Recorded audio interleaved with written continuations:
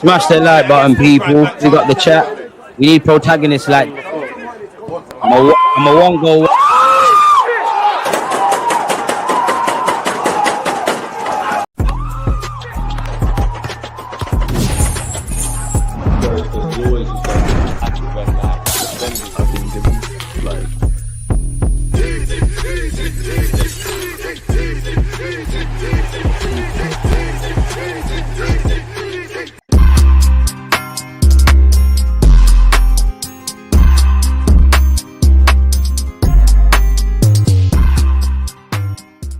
Happy Friday, folks. I got the panel, a massive panel. Aaron, DJ B, Rashid, and Kenny Ken, of course. This is a chance for me to shut up. We all know the obvious, what happened. Lads, man, how you lot doing? First things first, before I ask you lot the questions. Yep, all good, brother. All good, mate. Cheers for having us on here. Come on, you lot are part of the family. A couple of days now to chill out a bit, relax, kind of get over the shambles of Wednesday night. But I'm sure we'll get into that a little bit more. But yeah, big up to you, DJB, Kenny, of course. Yeah, big up, DG, Rashid, chat. Don't forget, like and subscribe, and come on and follow the man on those platforms as well. Hey, DG, I'm glad you're on because I need to get you away from bad influences. I mean, what happened now? You're always on me. What happened now? What happened now? I watch you on Talk Sport, and I need to get you away from these people. Man. These people are influenced by the club. They are basically being told by the club what the club want them to hear, and they're asking. What are you referring to? Let me finish. Relay it to the fans. I'm saving you. I am saving you from delusion. I am saving you from being part of the circle of trust that wants to keep. Tell him, Kenny. Tell him. Back in the dark ages. At least ages, in my credit, I'm still here. Away from the reality that Arsenal yet again have not won a trophy. I want to get you away from this narrative that process, and I also want to get you away from sliding doors mantra that seems to be set. So you don't want me to be devil's advocate? I know what time I know what hat I need to put on now. You on that podcast, very good by the way, and I love all the people on there. Well, I love you and Michael Clive. But the narrative was. How big up, Clive, man? The narrative was could have, would have, might have been, if only, maybe. That's all it was. It was always there was no facts. It was just opinions. And it was basically courageous losers. People are basically, in essence, it was a club asking not just you, but members of the panel to relay that everything's all well all good in the hood, and that we shouldn't worry because things are going to be great next season, and that we've made progress. Well, I've saved you from that, and we're here now. And for what you lot don't understand, I will say this about Kenny. There's not really that funny, but I remember leaving the media entrance once, and I saw this guy, and he was like, "What you doing in there? I hope you weren't big up unks, man." Your face. You went white as a ghost when you saw me. Nah, I don't know about that. I was like, I know I have to be serious now. Allow me, man. Allow me, man. You can't do the devil advocate thing now. The devil advocate thing, it can't run. It can't run. Do you want to bet? Do you want to bet me any money?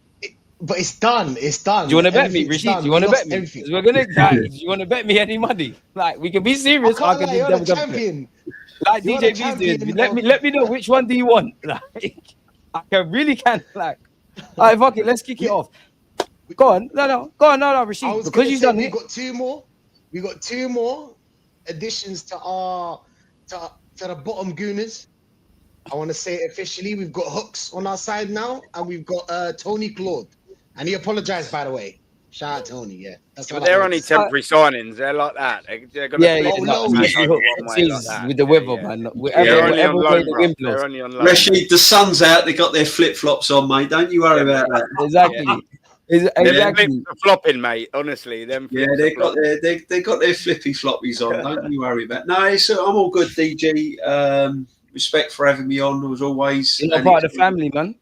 Yeah, keep me honest. Very much, and it's great to be on with the legends around me, Rashid and Aaron, my bro, and obviously Kenny. He must be sick and tired of me, Kenny. He's probably thinking, yeah, another week. Like, I've got to put up with DJB pretty much. Yeah, right and back, you two, man. We're like partners in crime now. We've become the new centre half pairing. We're like the Saliba and Gabriel, me and Kenny.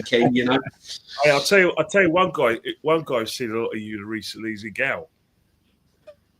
Oh, that stream yesterday was comedy gold, man. I can't lie, it's fucking got big up again. Yeah. I mean, look, with Igal, you've got to take it as kind of. He genuinely believes it, so I'll give him that.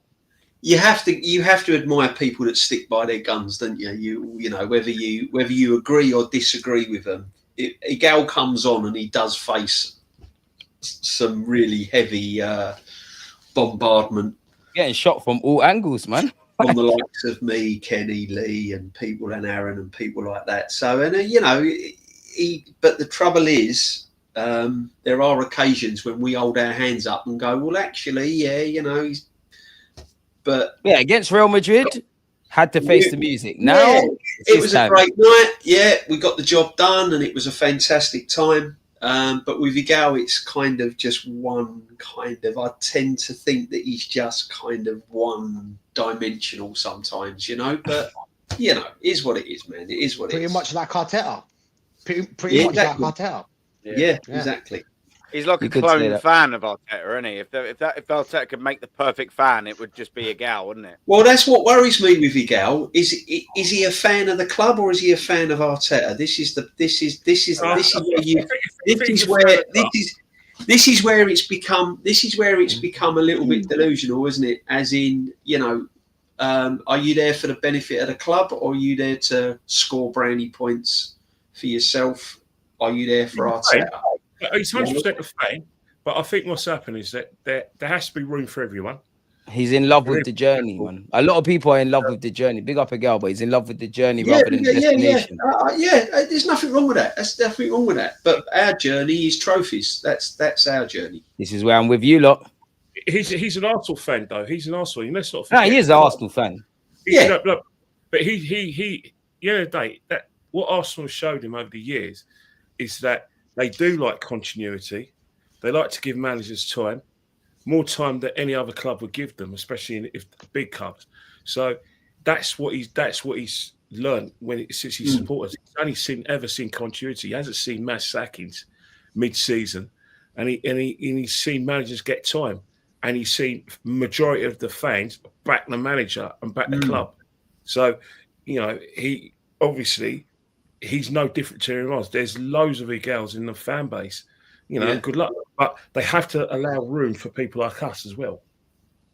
But you lot know yourselves, man. It's like, and one thing that annoys me is this is why I have a variety of people on my channel. Like whether you're Mikel Arteta in, out, shake it all about, you're a bit more, I don't think negative, but a bit more negative, or you're a bit more everything's amazing. Everybody speaks for different places, innit? I never want to have on my channel everyone behaving like everything's terrible or everything's amazing. I don't really care what people feel. Like, obviously I love you lot's opinions, but you lot can think what you think. But one thing I like about all of you lot can give reasons as to why you think what you think.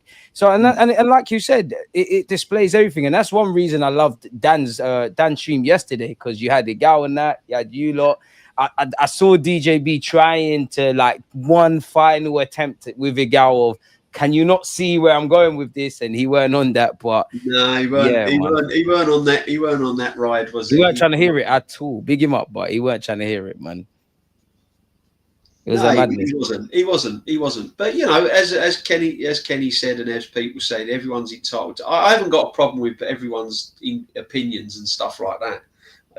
That don't bother me. But I only see from myself, like Rashid does and Aaron does and Kenny does, we can only see what is happening. We just look at the facts. We don't, we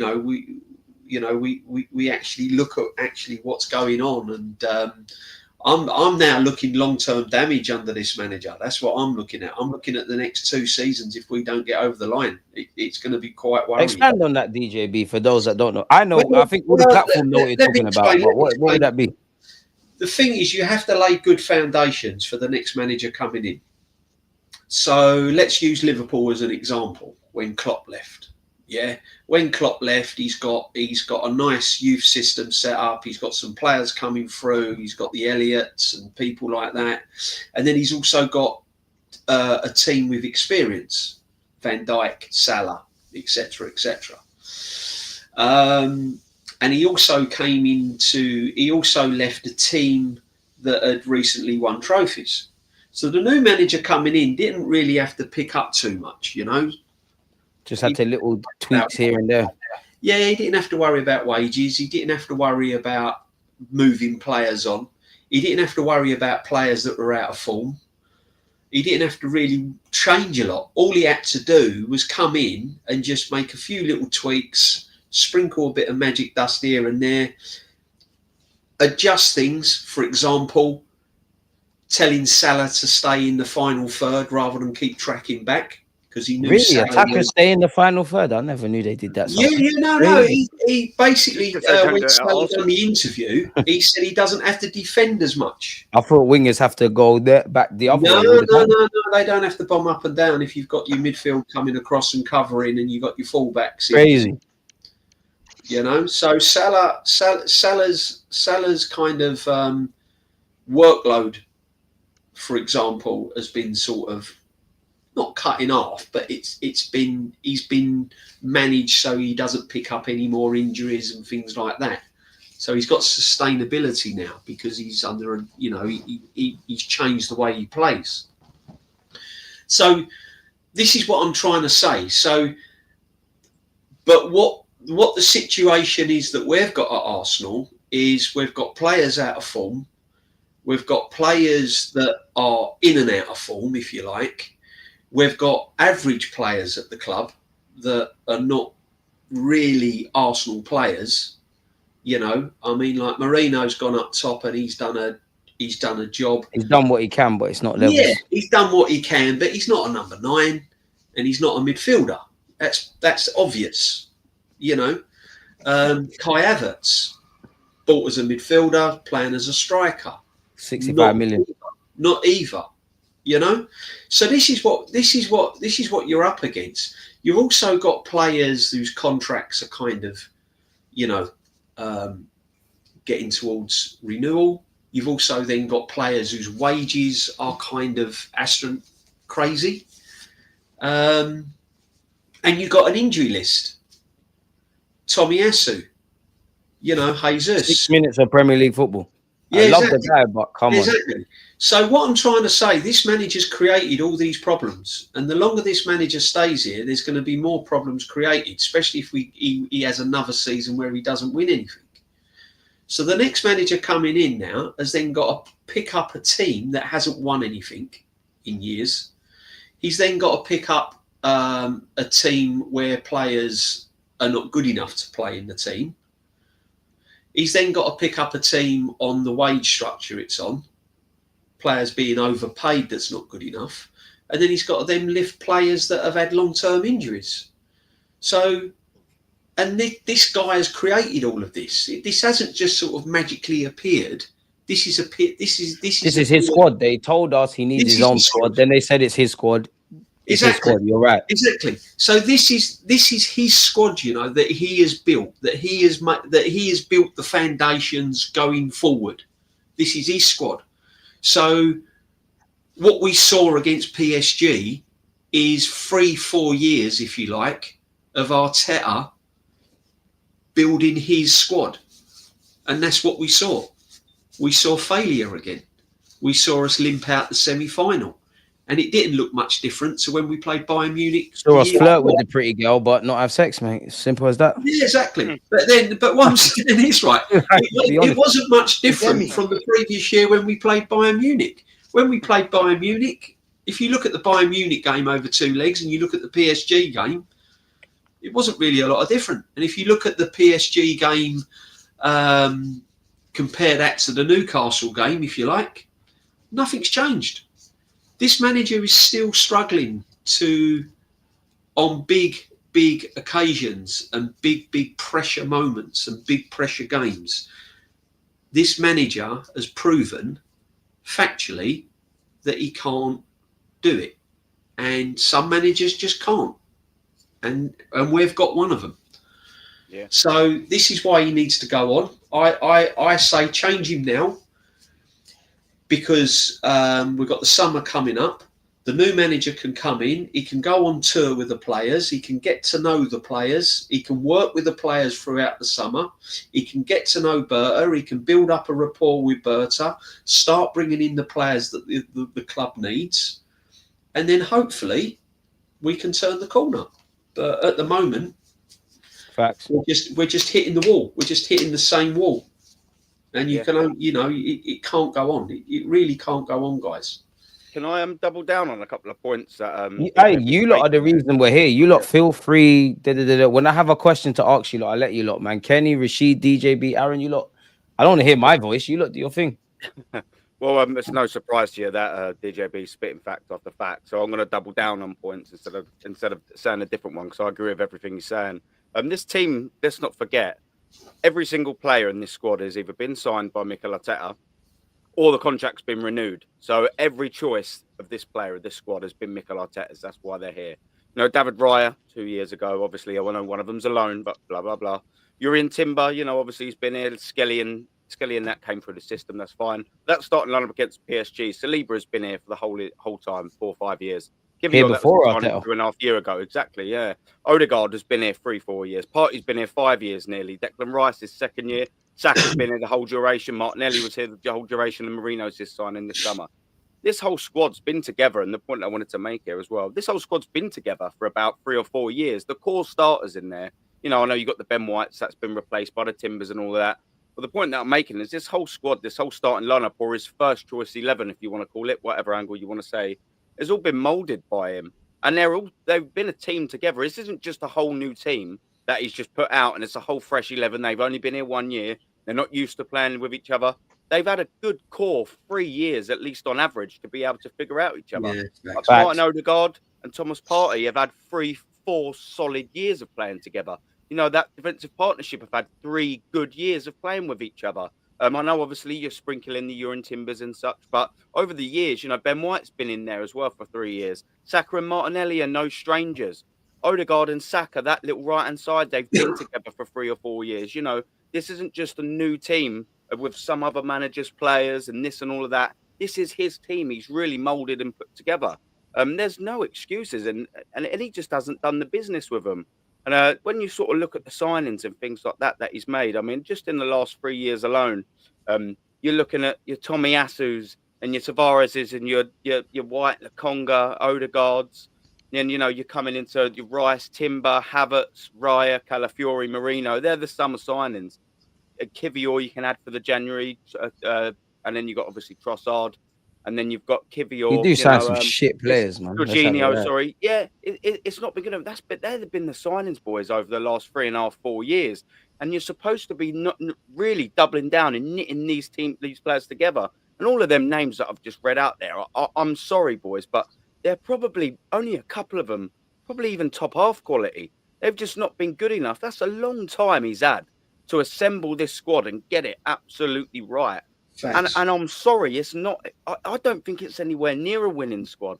I mean, when you're sort of looking at it, we've left ourselves with so much to do because of these poor transfer windows. And we always say it always comes back to this summer.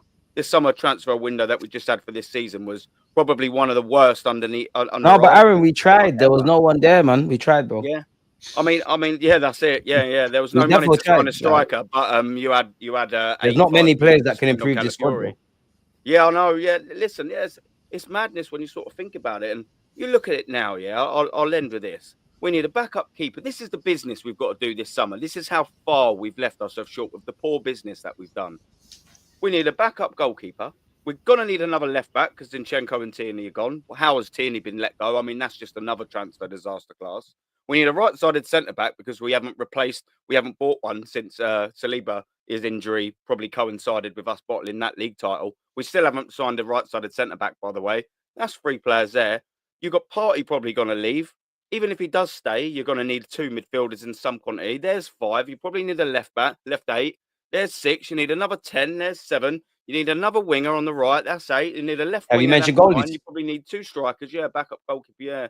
Like you're at 10, 11 players if you're looking at really filling this Fuck, squad out. you know. Four of them at least in the starting berth. Four of them at least. But we need a squad. You look at it. I've just named it there. Anyone say we don't need a left back, a goalkeeper, a right-sided centre back, a couple of midfielders, a couple of wingers, a couple of strikers? I'm not being bonkers.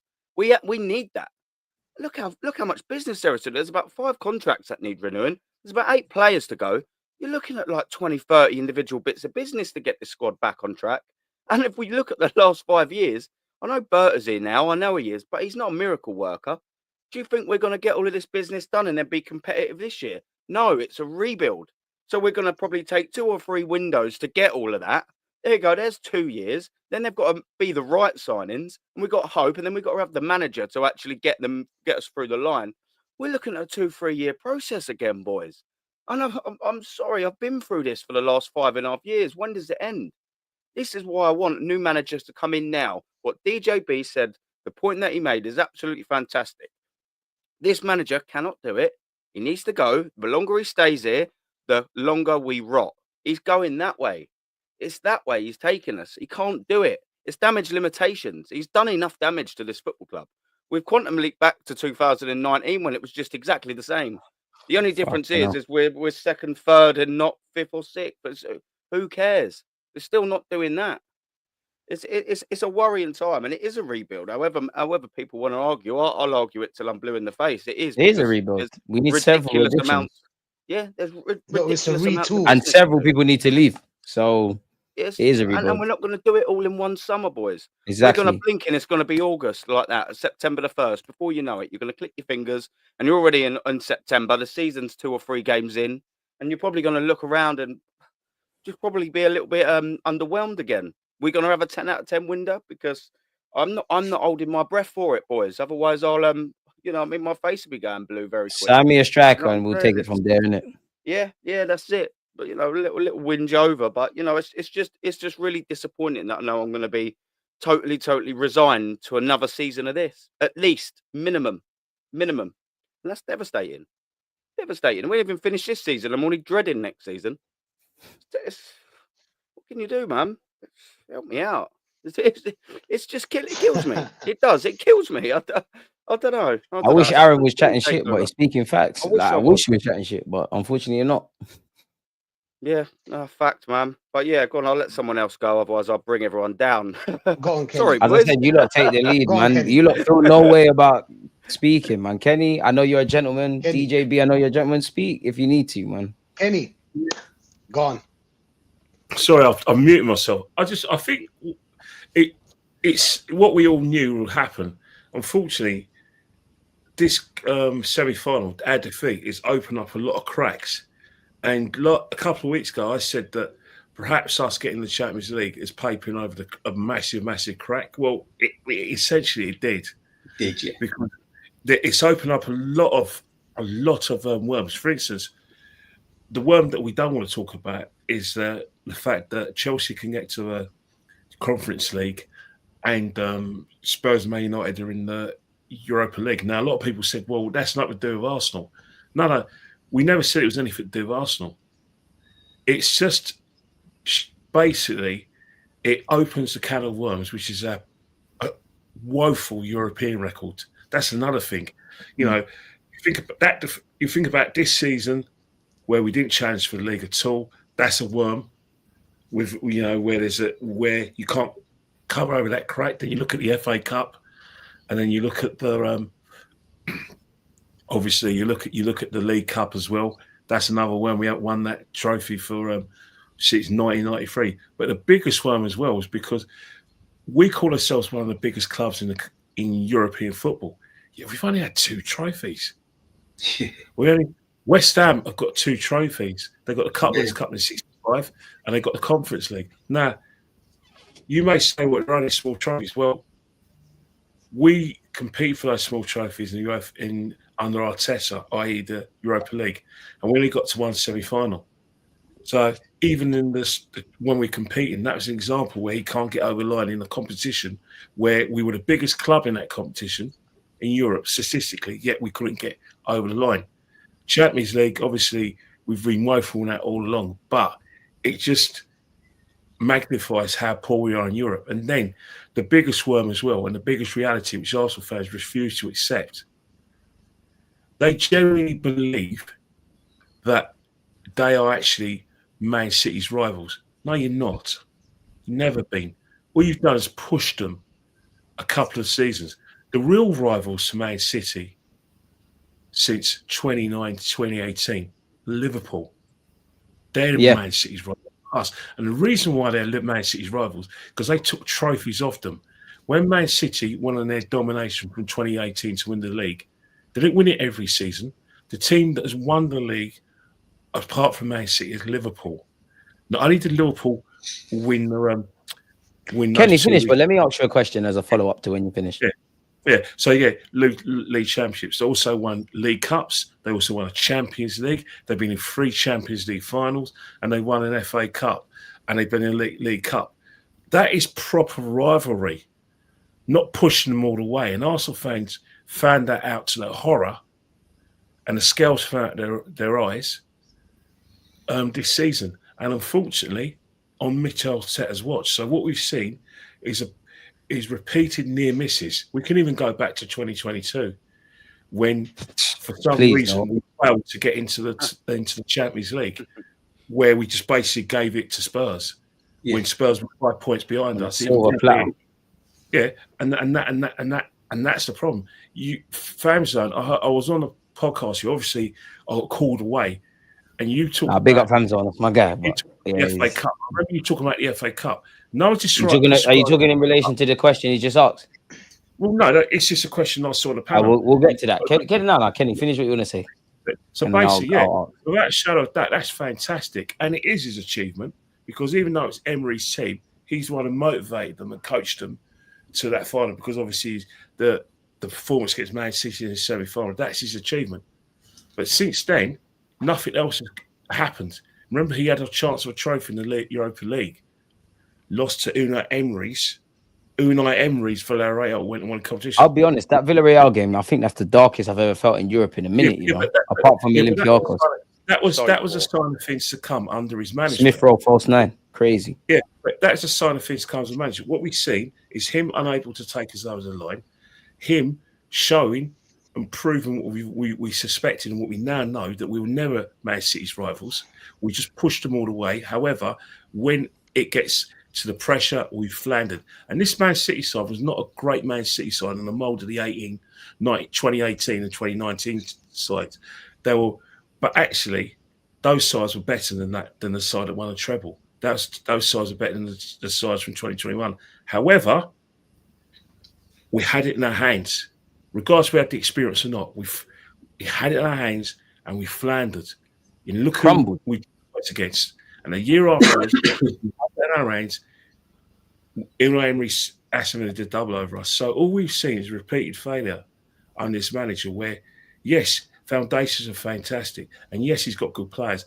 But unfortunately, if you saw the faces of players yesterday, also on Wednesday, there were tears, slumped shoulders.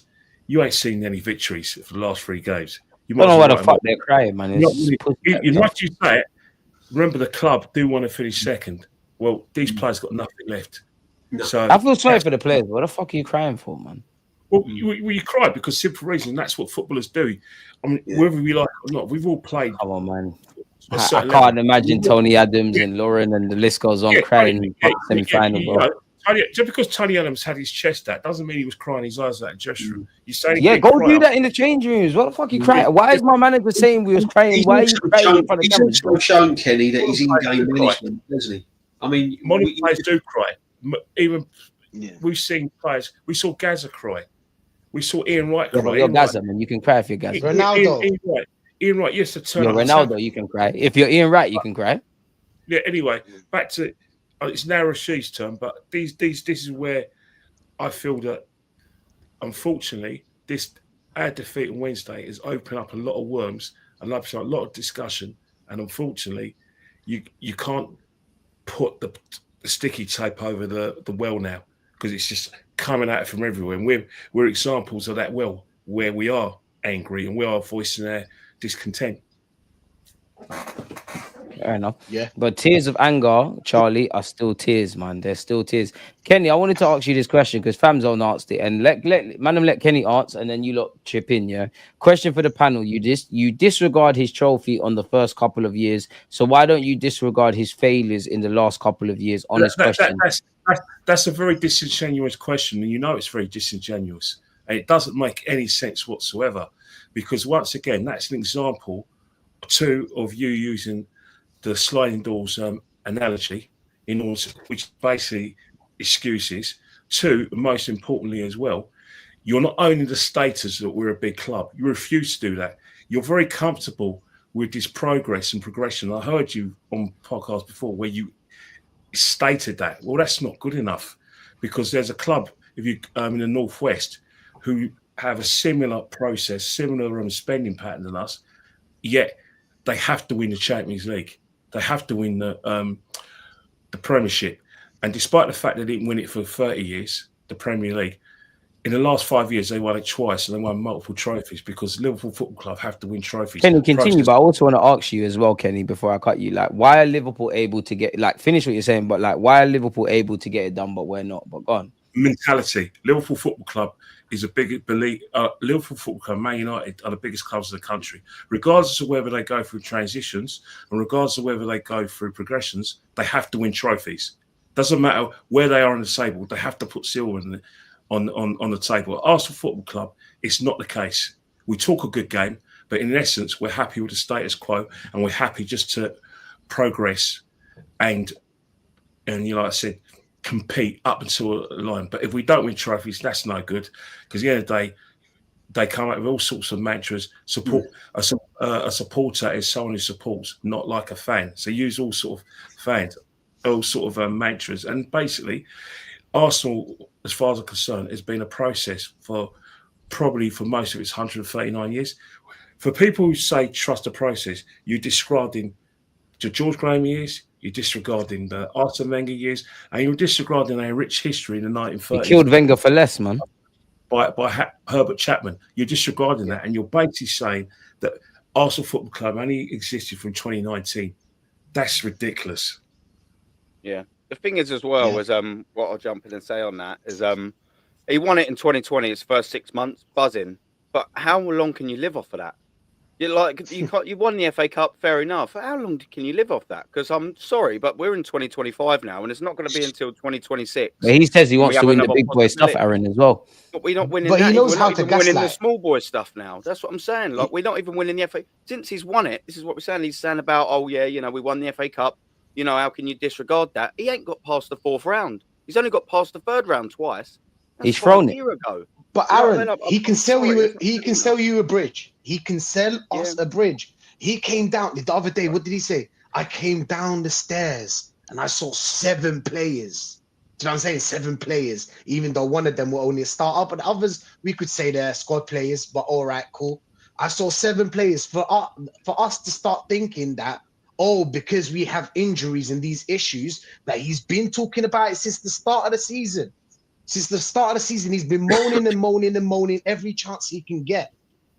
Look, injuries, okay. People allowed you with the Premier League. What about the Champions League? You had the chance. All the injured players were back. Saka scored on the first attempt. First game, first goal. He's fit. He's fit. That's Saka. He's fit. That's the same Saka I remember. Do you know what I'm saying? And something else. What did he say? He said that, oh, Donnarumma made incredible saves. That's trying to say that, oh, my plan worked, but my players didn't score. Do you know what I'm saying? So my plan worked. So we did get the chances. We just didn't finish them. And I think that's a diss at Raya, because I went through the games and guess what? Raya made three saves in the first leg, 3 saves. Donnarumma So he saved made the 2. penalty in the champs as well against someone. Before, obviously, the penalty saved yesterday, 2 days ago, but he definitely saved. Who was it against? I wanted to say PSG. I wanted to stick on the PSG game because he was saying that because of Donnarumma is the reason why we didn't get. That's what everybody believes, right? Because Donnarumma made great saves. Sorry, Raya made great saves as well.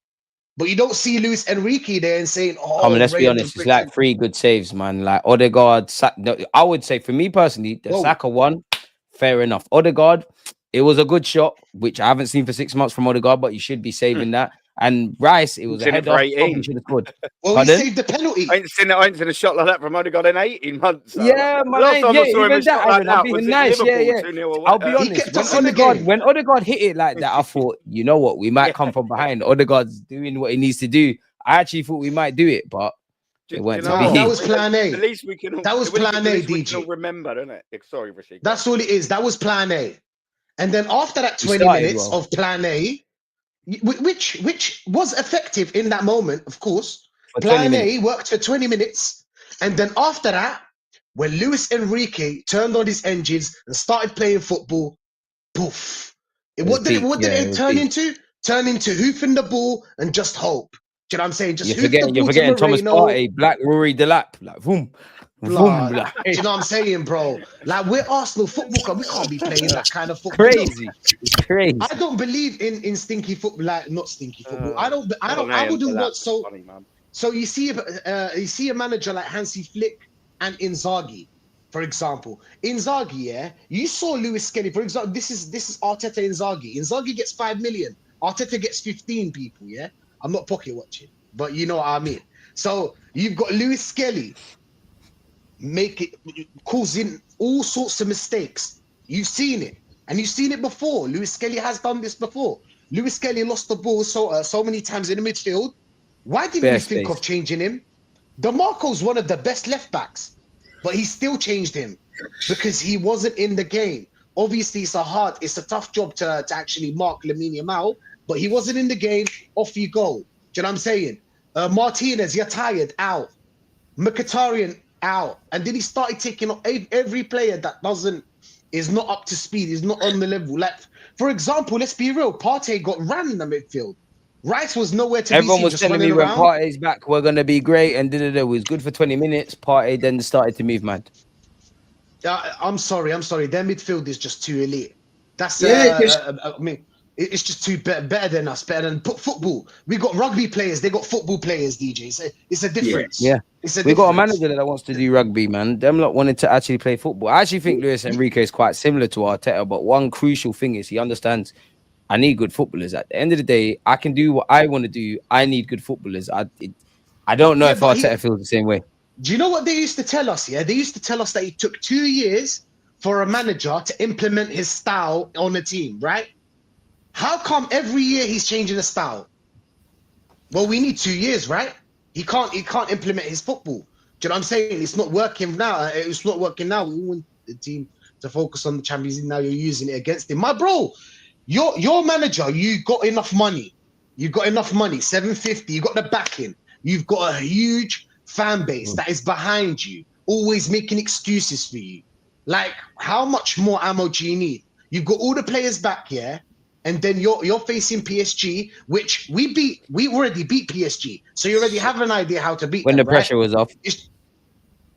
See, when the pressure's off, it's different. I can't lie, but Dembele did play a part. Dembele and Kvaratskhelia, they did play a part. You know, they keep your... and we competed, but it's a sour taste in my mouth, if I'm honest, as an Arsenal fan. It's like... But they keep your... at the bed, man. But they keep your right back and left back busy. Skelly was shook, and Timber didn't really do that much because he was so busy with Kvaratskhelia. But you saw, on the other hand, Hakimi wasn't busy because he got Martinelli. It was an easy job for him. He got Martinelli, pocketed him, and guess what? Yeah, Martinelli offered 1-2 things. That was literally it. Yeah, and we know him. The problem is that these forwards that he's talking about, we know that they're not good enough to score goals. And there's previous games we've as I watched, said in my reaction, I can't lie to you, bro. Like, if you isolate the fact that it's a semi-final, whatever, we see this week in, week out. Yeah. But that's just me. I mean, look, where I'm at this, and Fanzo made a point earlier on saying about Europa Cup final or semi-final of the Champions League. Well, let me ask you a question. Would you rather lose a semi-final cup Champions League or win a Europa Cup final? Oh, I'd rather lose the semi, but I understand if people say they'd rather win it. I'd rather lose the Champions. The Champions is creme de la creme. So what I'm trying to say is to have no trophy at all. Because bearing in mind, them lot down the road, if they win it, are going to be parading that trophy and everyone's going to be out on the streets. By the way, And I live very local to their stadium, so me of all people, I'm going to see it. I'm going to exactly, see it. Exactly. Yeah, exactly. Yeah, but that's beneath us. That's So beneath us. what- Europa yeah, but League's still, beneath what us. you see it, like, What you got to gather is the reason why we got Kenny. the reason why you have to trust the process, the reason why you have to sign players, the reason why you have to have the implementations in place at any football club is because eventually you have to win something. That's what it comes down to. It's not about losing semi-finals. It's not about losing quarterfinals. It's about winning. That's why you spend the money. Fact. That's why you look for top managers. That's why you implement the tactics. That's why we moved to the Emirates. That's why you move to the Emirates to win things.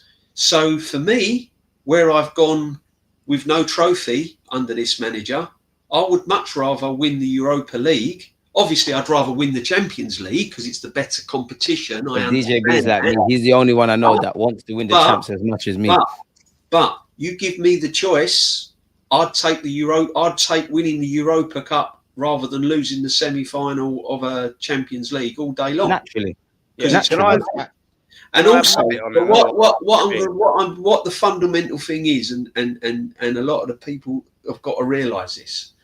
We've had a manager now that's been in place long enough to win big games.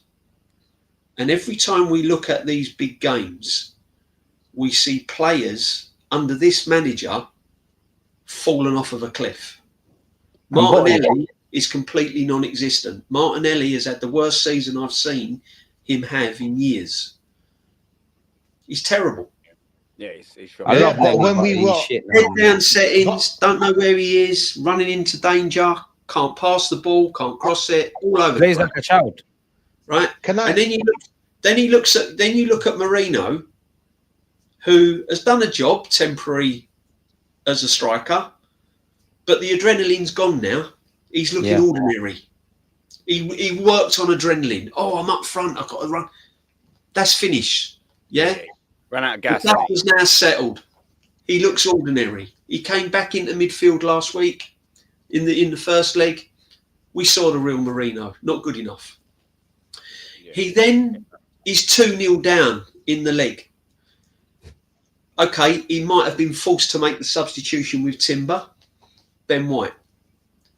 But then you're thinking, you've got a young attacking kid on the bench, Wenger, makes things happen, excites people, runs at defenders, cuts inside, gets shots off. No, we don't want to bring him on. I'm going to leave him out to dry. I don't know what he's going to do to get minutes. I'll loan him out and sell him next season. His days are done at Arsenal. His days are done at Arsenal, by the way, everyone. Right? Calafiori. We'll bring on Calafiori, who, by the way, has been injured. We'll bring on a left back, Calafiori, because at least he got into handbags with Karačkila, man. But he's going to change the game. So this is what I'm saying.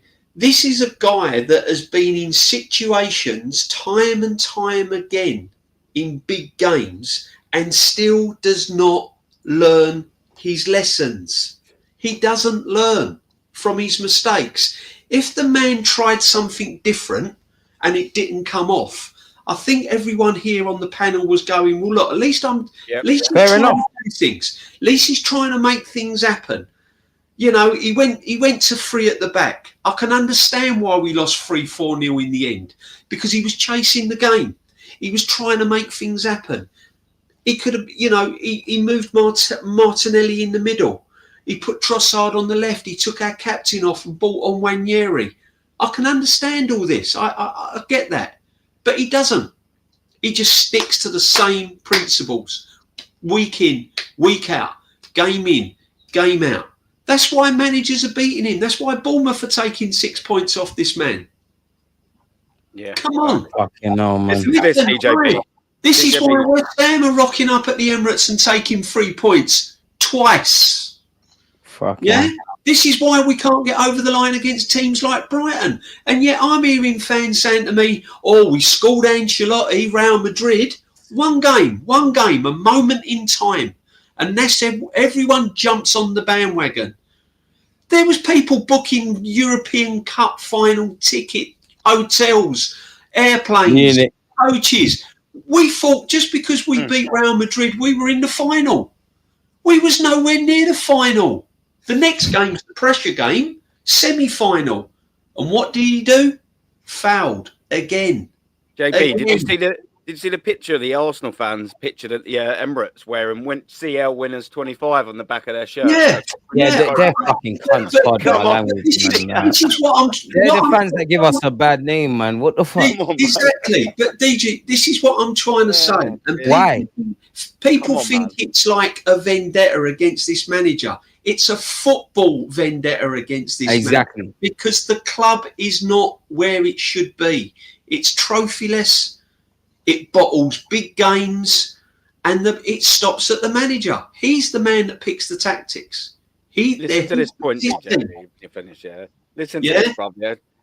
DG said something, yeah, mate, about 20 minutes ago, and he said ESR playing up front against Villarreal. Bruv, that was 4 or 5 years ago, yeah. And he's still doing the same thing now. Last year in Europe, he was playing Havertz up front.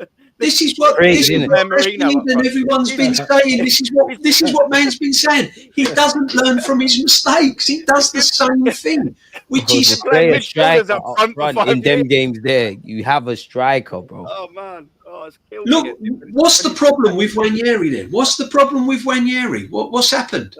Why doesn't he drop a captain that's bang out of form week in, week out?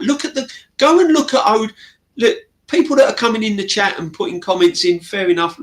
Bless up, love you a bit, yeah? Fine, not a problem. But go and give me some facts.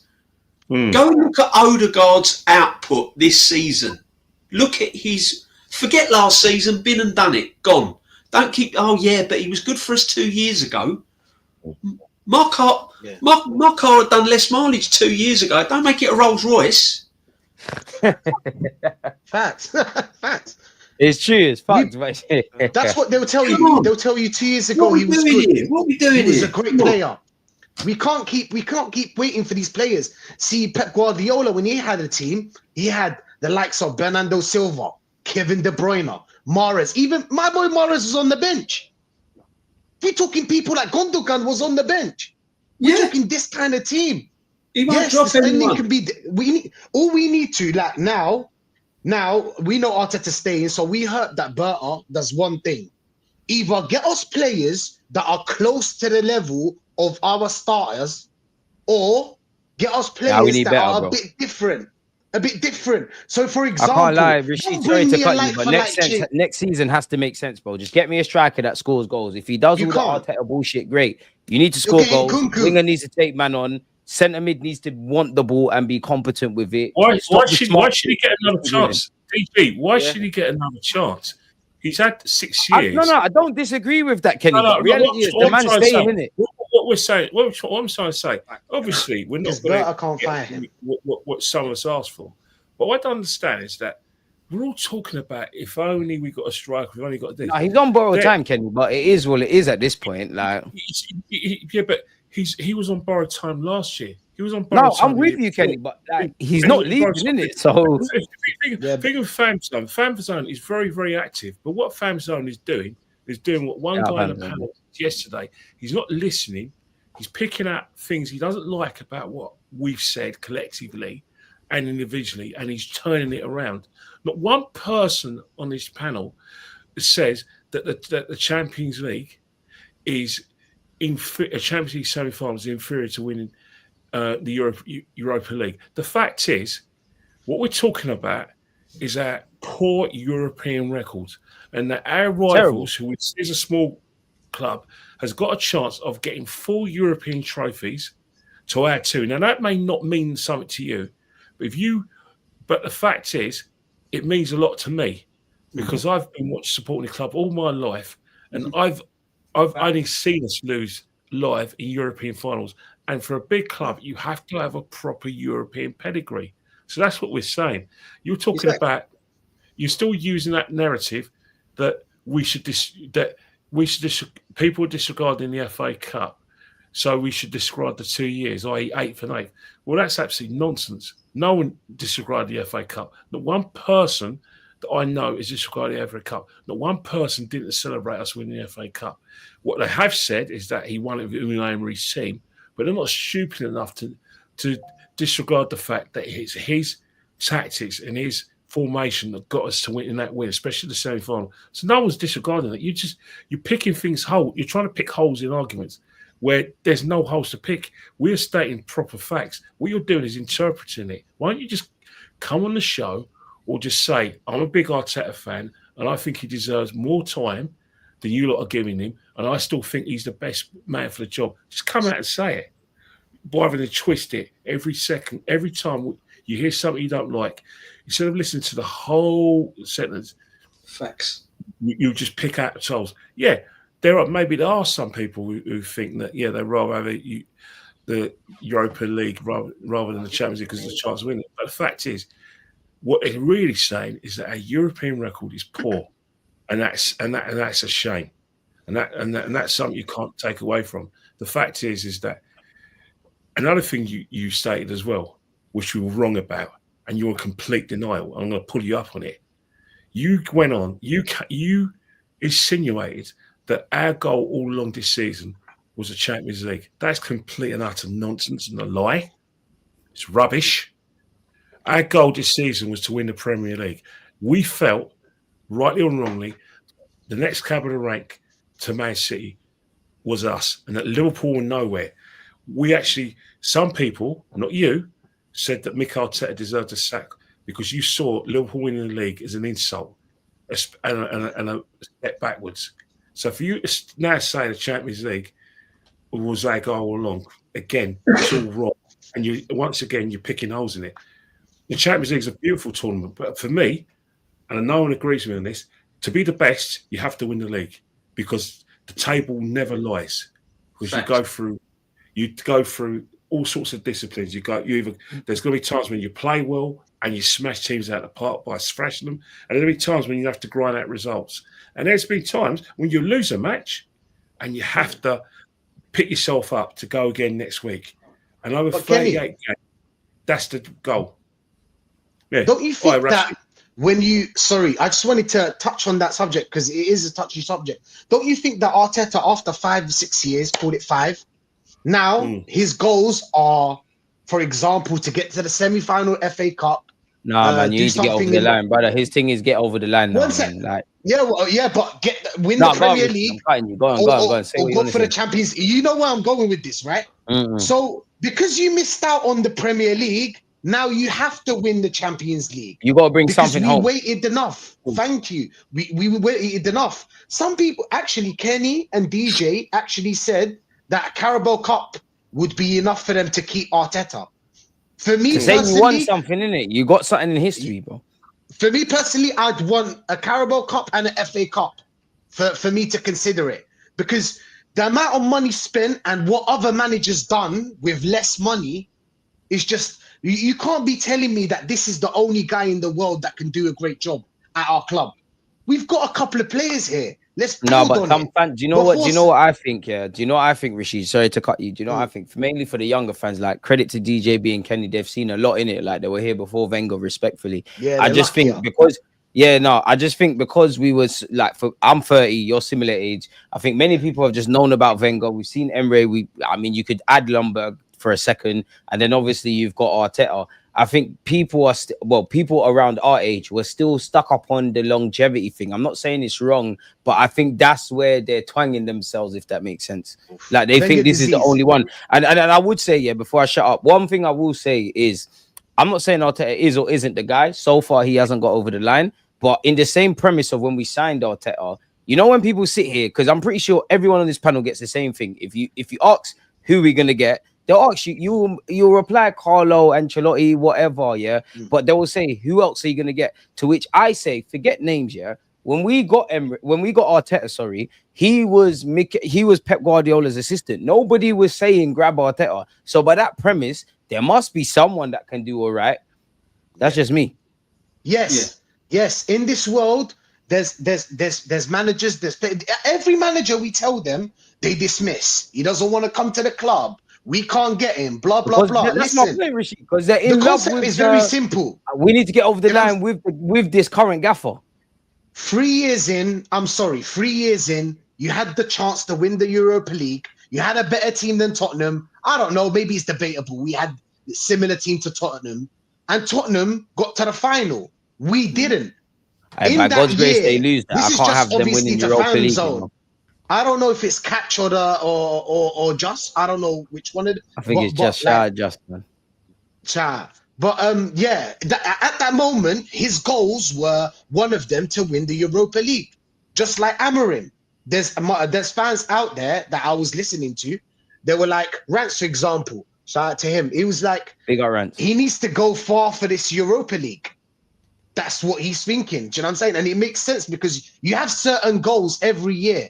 See, this guy hasn't hit any goal yet. And let's be honest. Sorry to cut you, Rashid, and I'll let you continue, yeah. But let's be very honest as Arsenal fans, yeah. If you was to put on the board in August, FA Cup, League Cup, Premier League, Champions League, I'm an Arsenal, like in my 30 years, that's our cup, the FA Cup. I want to win that every year, yeah. Cool. Part that one off. League Cup, if you win it, you win it. Especially if you get to the semi-finals.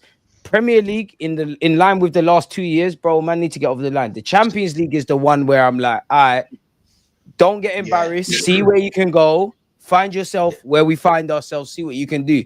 We're only focusing on the Champions League because everything else is down the pisser, really and truly. Exactly. Can I just come in on Fox's question there? Which one, DJ? Was the Cup Winners' Cup something about? Was it? Oh, this one. At least you'll have seen us win in Europe. I was there when we beat Parma. So when Arsenal beat Parma in the Cup Winners' Cup back in the day, was that looked at as nothing because it wasn't the Champions? Let me just tell you, back in the day, the Champions League was for champions. There was none of this. You had to come fifth. Explain that a bit more, DJB, as well. Well, you had to win your domestic league to qualify for the Champions League, right? See, I wouldn't have known that because I'm only 30. So you had to win. You had to win your domestic league to qualify for the Champions League. There was none of this finishing fourth gets you in the Champions League, finishing in the top 5 now gets you in the Champions League. It was called the Europeans Cup, and it was basically a knockout competition for the teams that had won their domestic league. So Liverpool would be in the European Cup. The rest would be in the Cup Winners' Cup, and then you had the UEFA Cup. Yeah, for the positions further down the league. I don't like Europa League. I'm just going to say that, but go on, DJ. So Middlesbrough in that. So what I'm saying is because there was only a selected few teams that were in the European Cup competing for the European Cup. That was the elite cup. That was like the next thing to the World Cup, if you like. Yeah. So obviously, the Cup Winners' Cup was just as important because you had to win your own domestic cup to go into these cups. You had to win the FA Cup. You had to win your own domestic cups to get into that cup. So you had to do a lot of business before you even got into that cup. So it was just as important. Any European trophy is important, even to the lower teams. I mean, the conference winning. West Ham fans don't shut up about that trophy exactly. They won. But for West Ham, that's their like European Cup. No disrespect. That's their World Cup final, bro. Exactly. You know, and when West Ham, the reason why West Ham don't shut up that is because they went so long without winning anything. Which I understand, because at the end of the day, they've done something I've never seen in my... Well, technically, I've seen us win a European trophy in my lifetime, but I was a kid. I haven't seen us do that. But exactly, DG. But for some of these fans, some of these young fans have never seen Arsenal win anything. Yeah. So to win any cup to some of these young fans is like the same feeling those West Ham fans are going to have. So this is I'll do you one better, DJB. I think the way... I don't agree with it, but how Arteta's been in the Emirates era, I think it's the best they've seen. They ain't seen Invincible. They ain't seen their thing. When we've seen trophy after trophy, we can be picky. We can say, "Oh, the European Cup's more important than this one," and the Carabao. I don't rate Europa League. I see Middlesbrough get to finals. I don't rate that because we can be brash about it. But when you think about it, when you go for so long with winning nothing, every cup is important Exactly. especially European Cups. And it's true what Kenny says. We've been starved of European success. Facts. So you can't. Obviously, I'll reiterate again. No one has said that the Champions League is not the better competition to win. Of course it is. But when you've won nothing, if I was now, for instance, if Tottenham wins that Europa League, where they've gone so long without winning a trophy, they're not going to be worried about whether it was the Champions League, whether it was they won. And this is the road we are on now. We have been so starved of trophies. To me, I just want one. I don't care whether it's Champions League, Europa Cup. I'm even going down the peggings now. Carabao Cup, Conference Cup. Just give me a cup. I want to win some shit. Just prove me. Just all I want to be is with this you manager. for at Wembley. I just want this manager to prove to me that he can win something, and he hasn't. He can't do it. We're the positive guys. He won the FA Cup in his first year, but it wasn't his team. He never built that team. This is his team. This is his project. This is his process. This is what he told everyone. We've got to trust in. And we've all trusted. Can I ask you a question? Like, and actually, Kenny, because you lot, like, yeah, because we're on with you lot. Should we have kept Wenger? Absolutely not. Absolutely not. That man. No. Wenger had his time, but then Wenger had pedigree, and I know where people might lean towards this. Oh yeah, but listen, what Wenger brought to the club, no one can deny, was probably some of our best years we've ever had. I would say the George Graham years, but then what Wenger brought was the best years that this club's ever, a lot of fans has ever seen, right? But there comes it had his time at the club. But what you can't legislate is people were fighting on the terraces after 5-6 years when Wenger had gone, or so many years when he hadn't won anything. People were fighting on the terraces amongst themselves to get this man out. This guy's done nothing with no pedigree, no major trophy, and yet he's being protected. He's being protected like the king. This is why I asked, because Wenger got killed for a lot less than this. Yeah, the thing with Arsene Wenger. I can't make sense of it. Yeah, but the thing with Arsene Wenger is because we haven't won anything under under Mick Arteta. One thing, let's not forget, that man went 9 years without a trophy. That man called the top four a trophy. That man put all his eggs in the basket at the top four and refused, in terms of his playing style and his recruitment, to compete with Chelsea and Man City. He basically threw the right flag at a man. Under that man, I was present at a 6-0 thrashing. He's a 1,000th game under that man. Fucking hell, Kenny. Under that man, I had to witness. Luckily, I was at a wedding. I missed the 8-2, but on that man's watch, Anfield 5-1 under that man. That man left a mess, an absolute mess, where we were an absolute laughingstock. Yes, people may say he may be part of the triumvirate of great managers at Arsenal, but the thing with Arsene Wenger, and I understand why people say, yeah, Wenger would have seen us through these tough times on Mick Arteta. The problem with Arsene Wenger is like a lonely man who's been divorced, romanticising about the fact that he had a wife and that they had all these great times, and they forget why they divorced. Arsene Wenger destroyed this club, and that's why. Oh, come on, Kenny, man! Arsene Wenger, you know I'm a Wenger baby, man. Arsene Wenger left this club in a mess, an absolute mess in 2018. To the extent he had to be frog marched out of this club for the good of the club, and he was sacked. He didn't resign; he was sacked. Let's not forget the embarrassment. Yeah, they said enough's enough. Like, no, you need to go. Let's not forget the embarrassment after we got to the Champions League final under this man, where we finished fourth. We finished second to a Leicester City team that nearly got relegated the year before, where we actually were. Let's count it. not even in the title race. It was Tottenham who managed to We were finish third of the 2-horse race, yeah. Like whatever you say about Arsene Wenger, let's not forget you can't turn a clock back because he gave us success. He gave us great success, but his reign was for 22 years. You can't look at 1996 up until 2005 and not He didn't look at, adapt to the times. and look what he's done. But the problem is that what we did at Arsenal is that we, for the 18 months Unai Emery was there, rather than acknowledge where the blame was, we blamed Unai Emery because we conceded 32 shots on goal. We got thrashed. Let's be honest. Emery only got sacked because there was no bums on seats at the end of the day, man. But Arsene Wenger got sacked because there's no bums on seats. And that as well, yeah. It's not because of Sporting. This is what our club do.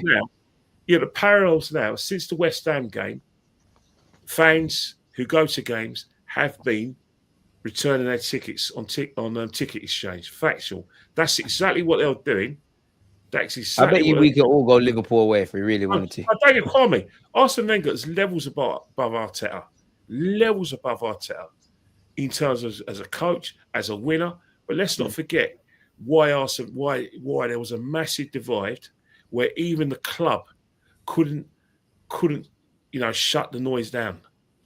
People will go. The club couldn't even influence TV stations about the Wenger out machine.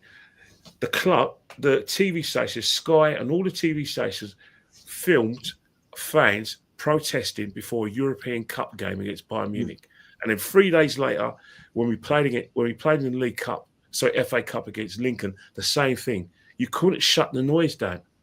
So, as much as Arsene Wenger was a classy manager, let's not forget the state the club was in.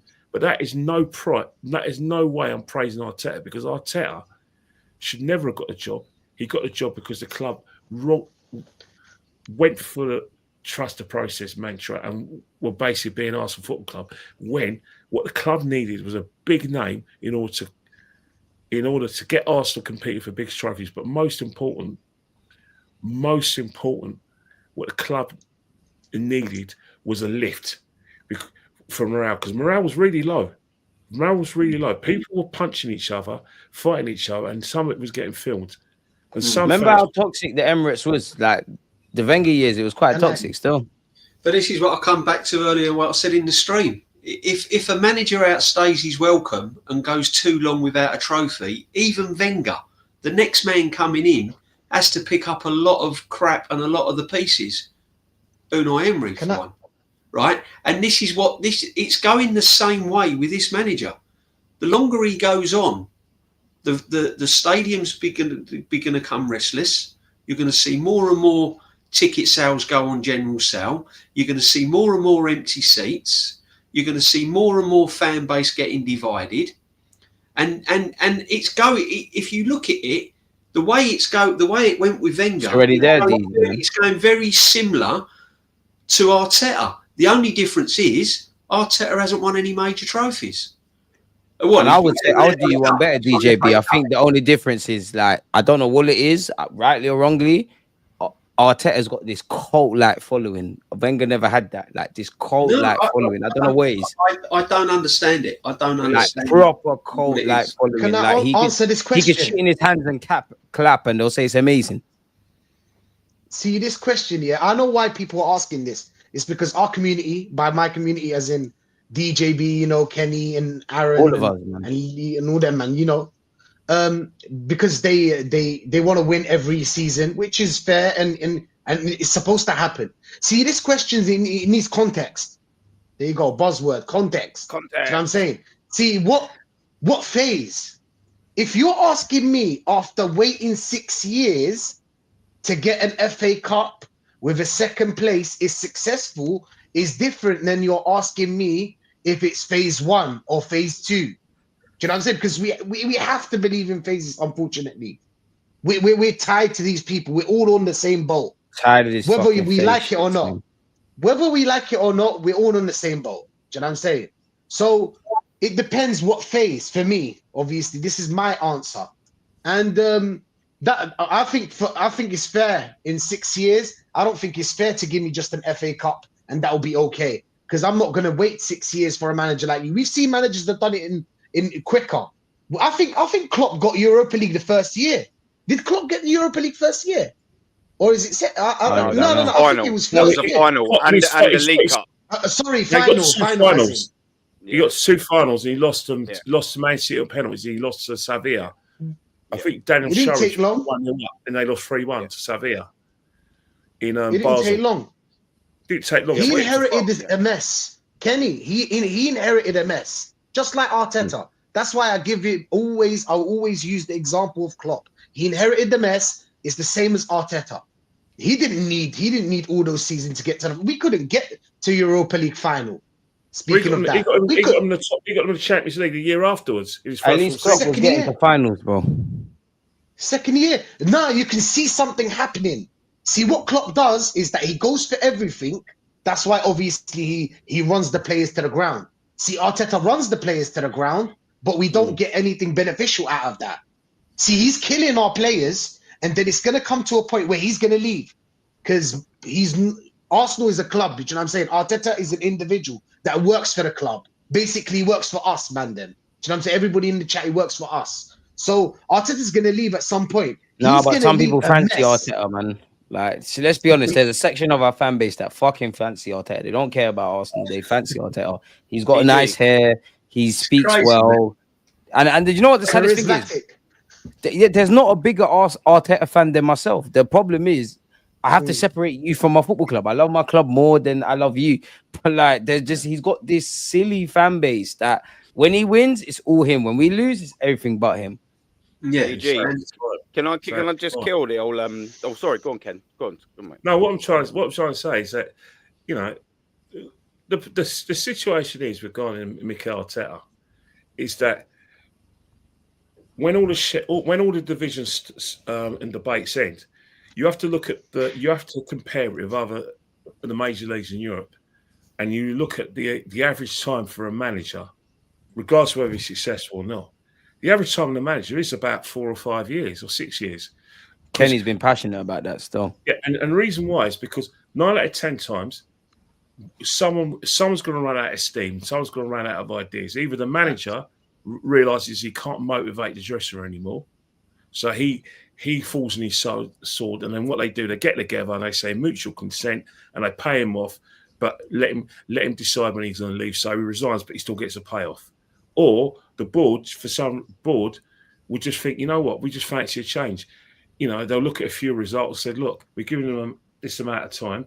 We need to get someone in who can take us to the next level. That you've got to realise that the most high profile temporary job in life are 2 high profile temporary jobs: football management and the leader of a country. They're temporary jobs. You're not there for life. You're not there for life, are you? Yeah. No. Kenny, man, you're segueing me in perfectly. Fair enough, Kenny. You're right. Ken, oh mate, thank you for teeing me up so perfectly. Yeah, what I was gonna say, yeah, man, it's you legend. Right. Anyways, yeah. So I do a lot of deep diving in stats and things like that about things on my show. Yeah, and I've done this. I went through how long does it take a Premier League manager to win the Premier League, and then so I've gone through everyone that won it, from Alex Ferguson, Kenny Dalglish, all the way up to Slot, yeah, and everyone in between. And then I've done in the same length of tenure as Mikel Arteta, 5.5 years, all the trophies that they'd won in the time in between. And then I put an asterisk under the 6th season because we all know he's going to get a 6th season. Let's just get that back to you straight. Yeah, I won't go through it all because it was you can. If you want to show your skin, I'll do that.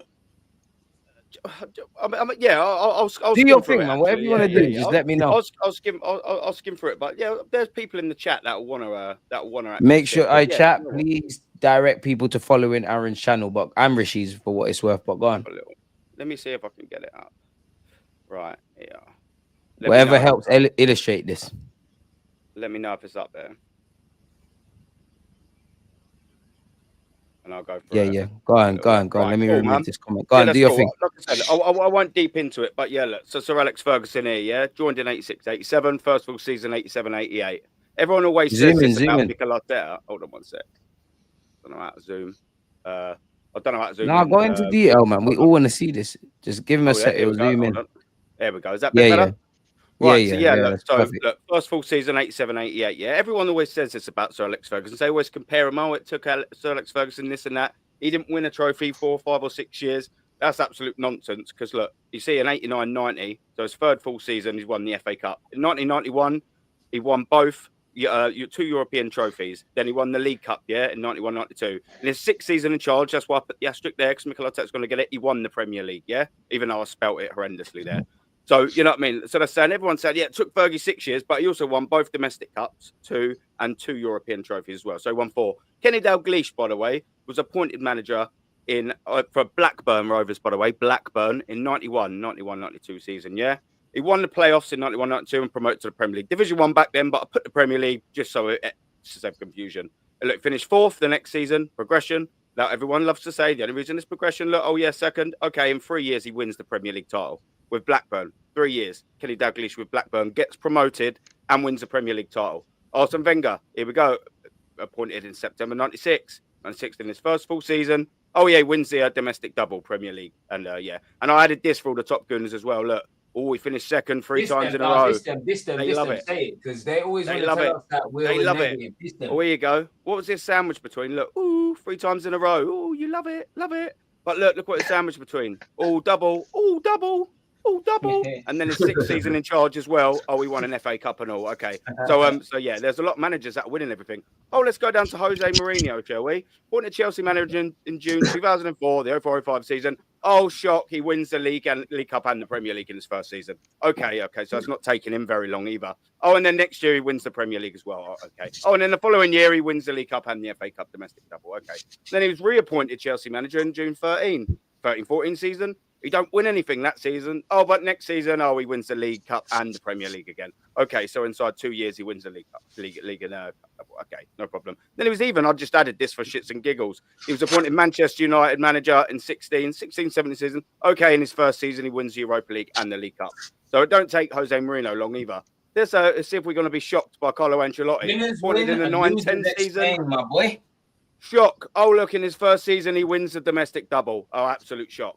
Roberto Mancini, to be fair, it takes him a little bit. He didn't win anything his first season. 2nd season wins the FA Cup. 3rd season wins the Premier League. So it don't really take him long to win stuff either. Ranieri appointed Leicester manager after they just stayed up by the skin of their teeth. He wins the Premier League that year. Leicester City and Blackburn have a Premier League title, by the way. And within 3 years and 1 year. Well, let's have a look at Conte. How does he do with Chelsea? 16-17 appointed. He wins the Premier League in his first year. Okay, then no way. FA Cup next year. Okay, cool. Pep Guardiola. Shall we? Really? Don't win anything his first season. 2nd season, Carabao Cup, Premier League. 3rd season, Carabao Cup, FA Cup, Premier League, domestic treble. Next season, Carabao Cup. The following season, Carabao Cup, Premier League. This is all in just Mikel Arteta's tenure, by the way. You can't argue with facts. All in his tenure. 6th season, he wins the Premier League as well. Okay, no problem. Jurgen Klopp. Here we go. Appointed manager, 15-16, finishes 8th in the league. UEFA Cup final and an EFL Cup final. Okay, then the next season, 4th, Then the next season, always progressing, always getting to the Champions League final. The next season, finishes 2nd, wins the Champions League. Then he wins the UEFA Super Cup. Then he wins the Club World Cup. And then he wins the Premier League the year after. Okay, finishes 2nd behind the best Man City team, probably the best Premier League team ever. Gets to a Champions League final. Don't really win it. But he wins the domestic double instead, though. Wins the domestic double. And then Arne Slot. Here we go. 24-25, he wins the Premier League title. So it don't take on very long to win the Premier League title. Do you know what I also done as a mathematical fact for every single person? I averaged out all the managers and all of that in the time it taken to win it. Do you know how long it on average, ladies and gentlemen? Because these lot love statistics, Aaron, so you've hit them with maths, but go on. So do you know how long it takes on average every single manager to win the Premier League? 2.2 years. 2.2 years. It takes. How long's Arteta been here, Aaron? In history, every manager in history that has won the Premier League, it has taken them 2.2 years on average to win the Premier League. Mikel Arteta has been here for 5.5. And and counting. And counting. Bro, well put. Just letting everyone know that, when people are saying it takes time to win the Premier League, time to win trophy. No, it does, but we're not getting over the line. So what now? Not this amount of time. No, but Aaron, as this comment says here, Aaron, a lot of context is missing. No, it ain't. What context? No, it ain't. There you That's go. just how long it takes. Winners win, losers explain. But people like Joseph got a lot of context missing. Yeah, it's because you're seeing what you don't want to see. You're not liking the facts. These aren't made up stuff. They're saying next gen, bro. The only context missing out of that is Arteta Premier League title. It doesn't matter. Talk We've about spent £750 million, Joseph, you pleb. Come on, man. What are we doing here? He's one of them ones that would. China. Come on, man. Aaron, he's one of them ones that would blame the board. I swear to God, he's one of them ones that would blame the board. Yeah, he's already blaming Bertha, Can I just say this, Rashid? All of the managers that won their Premier League title hadn't spent £750 million by the time that they'd won it. In the bin again you go, Joseph. In the bin again you go. Joe, look, Joe, look, come on. Do you want to go in there, son? Come on, Joseph. Do you want to come in the bin, do you, me old mucker? Come on. In you go, Joseph. Woo! How much money did Klopp get? Hey, how much? How much? He had to sell Coutinho, didn't he? Rashid, you said about how much did only Klopp get? How much has Slot got for winning Liverpool? He only signed Chiesa. I'll pick Chiesa. But you know what they're going to tell you? You know what they're going to tell you, DJ? There's always you know a reason. That I'm a specialist at it. Look, when it comes to excuses, I am the specialist at these excuses. I'm going to write a book and just call it excuse number 1, number 2, number 3, and go through it, and then I'll just publish it and someday maybe make money of it, bro. Because you know what they'll tell you? Oh, he inherited a better squad.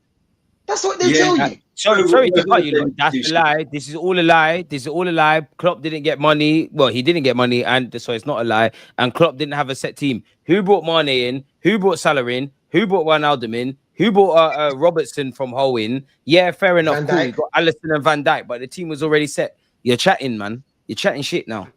Come on. Listen, you cannot deny whether you're Arteta in or Arteta out. You cannot deny that this is now his process.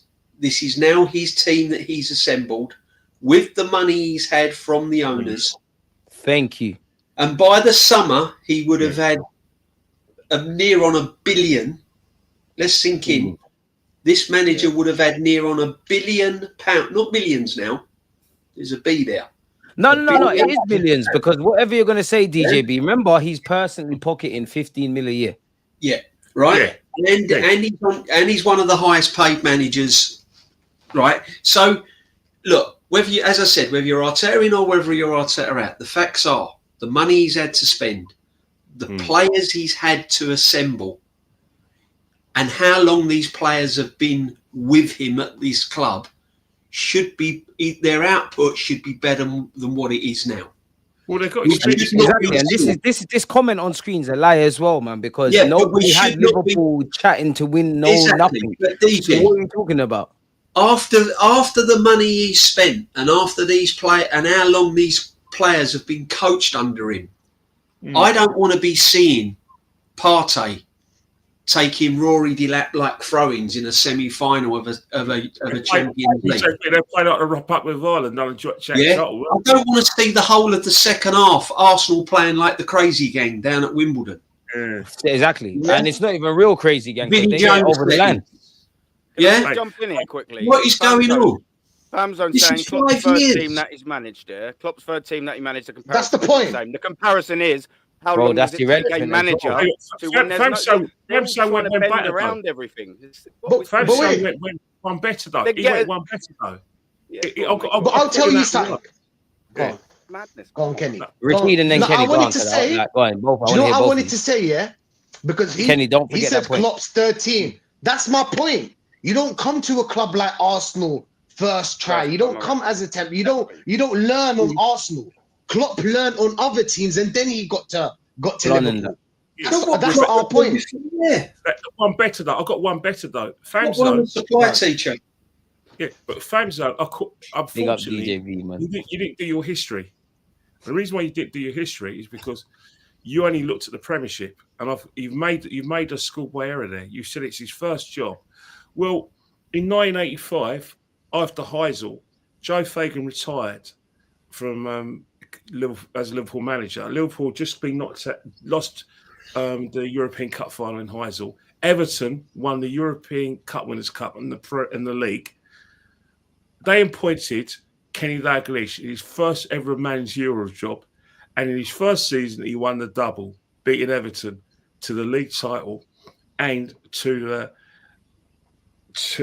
the league. The second season, he got to League Cup. He finished second and got to League Cup final where Arsenal beat him. And in his first season, they got to FA Cup final and they won the league, playing the best football ever. And in 1989, they won the FA Cup. They lost the league to Michael Thomas. And in 1990, before he retired, they won the league. Famson, do your history, mate.